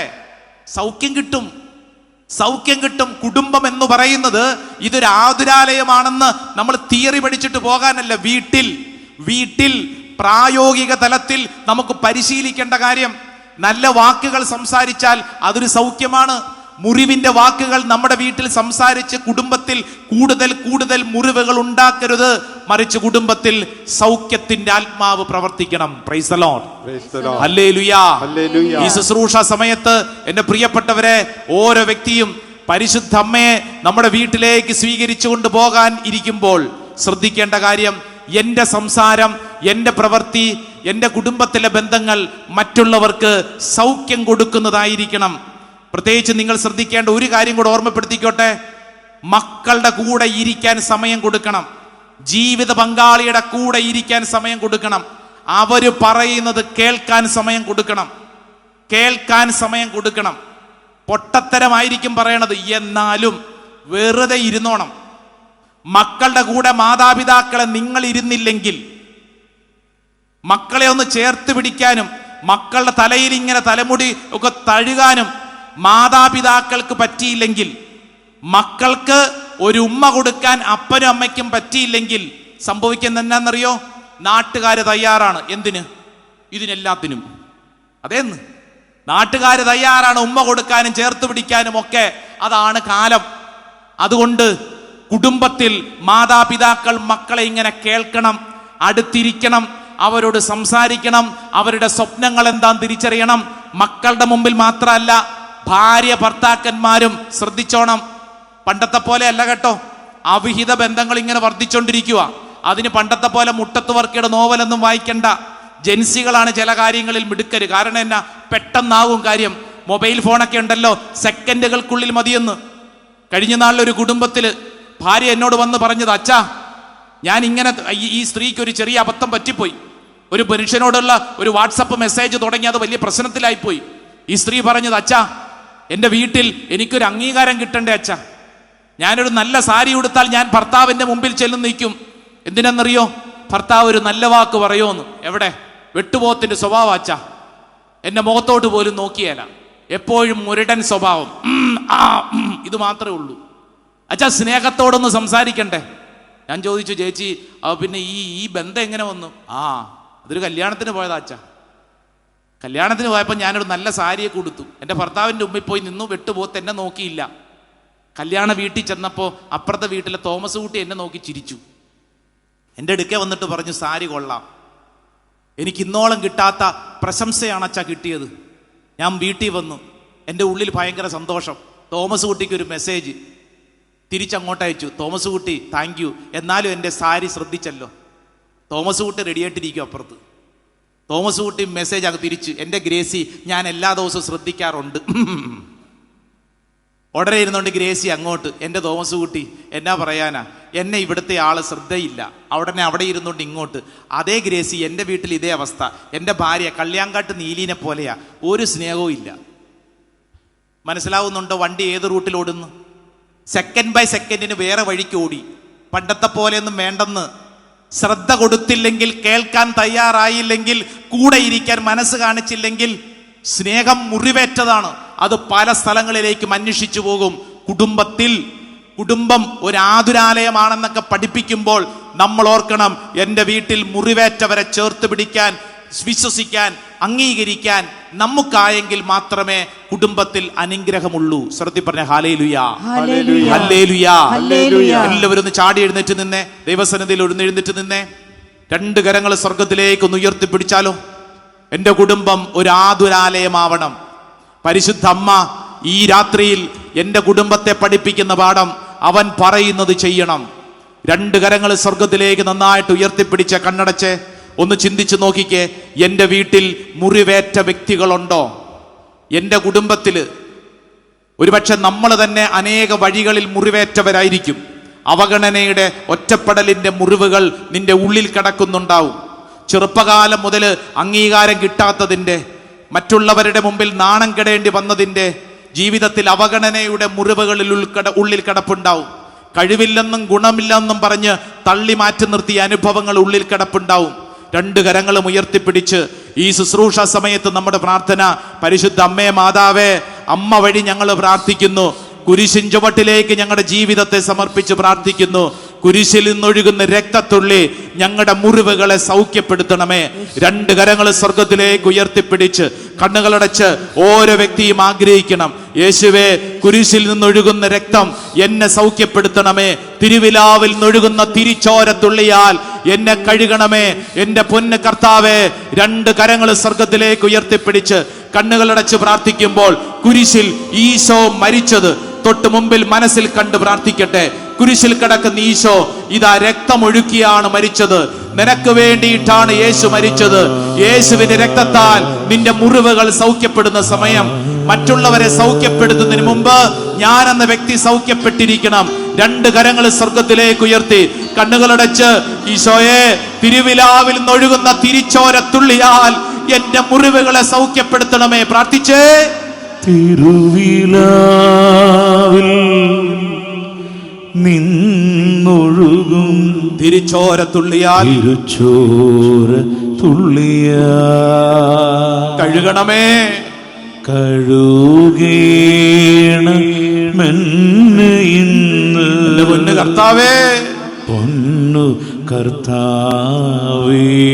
രണ്ട് കരങ്ങൾ സ്വർഗത്തിലേക്ക് ഉയർത്തിപ്പിടിച്ച് പ്രാർത്ഥിക്കുന്നു. ശിരസു മുതൽ പാദം യേശുവേ, വരയും മുറിവുകൾ ഒരിടവുമില്ലല്ലോ, ഇല്ലാത്തൊരിടവുമില്ല അറിയേണമേ.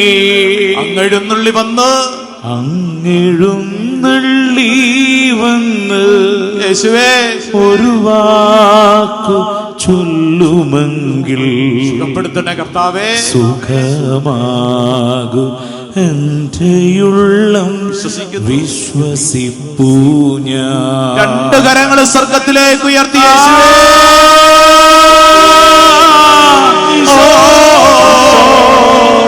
എന്റെ മനസ്സിലെ മുറിവുകളെ തൊട്ട്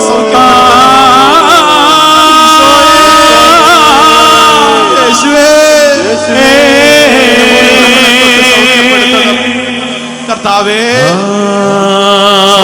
ആത്മാവിന്റെ മേൽ വെളിപ്പെടട്ടെ. എന്റെ ഈശോ, ആരാധന ആരാധന ആരാധന ആരാധന. യേശുവേ യേശുവേ യേശുവേ. കരങ്ങൾ കൂപ്പി കണ്ണടച്ച് പ്രാർത്ഥിച്ച് നമ്മുടെ കുടുംബം ഈ രാത്രിയിൽ സൗഖ്യത്തിന് വേണ്ടി ഈ അൾത്താരയിൽ സമർപ്പിക്കപ്പെടുന്ന സമയം. നമ്മുടെ കുടുംബത്തിൽ അനേകം മുറിവുകളേറ്റവരുണ്ട്, പല പല അനുഭവങ്ങളിലൂടെ കടന്നു പോകുന്നവരുണ്ട്.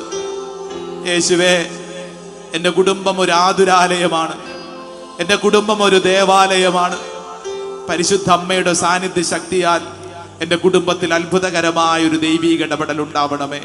പരിശുദ്ധ അമ്മയോട് ചേർന്ന് പ്രാർത്ഥിക്കാം. നന്മ നിറഞ്ഞ മറിയമേ സുസ്തി, കർത്താവ് അങ്ങയോട് കൂടെ സ്ത്രീകളിൽ അങ്ങ് അനുഗ്രഹിക്കപ്പെട്ടവളാവുന്നു. അങ്ങയുടെ ഉദരത്തിൻ ഫലമായി ഈശോ അനുഗ്രഹിക്കപ്പെട്ടവനാവുന്നു. പരിശുദ്ധ മറിയമ്മേ തമ്പുരാന്റെ അമ്മേ, പാപികളായ ഞങ്ങൾക്ക് വേണ്ടി ഇപ്പോഴും ഞങ്ങളുടെ മരണസമയത്തും തമ്പുരാനോട് അപേക്ഷിക്കണമേ. ആമേൻ ആമേൻ ആമേൻ ആമേൻ ആമേൻ ആമേൻ ആമേൻ.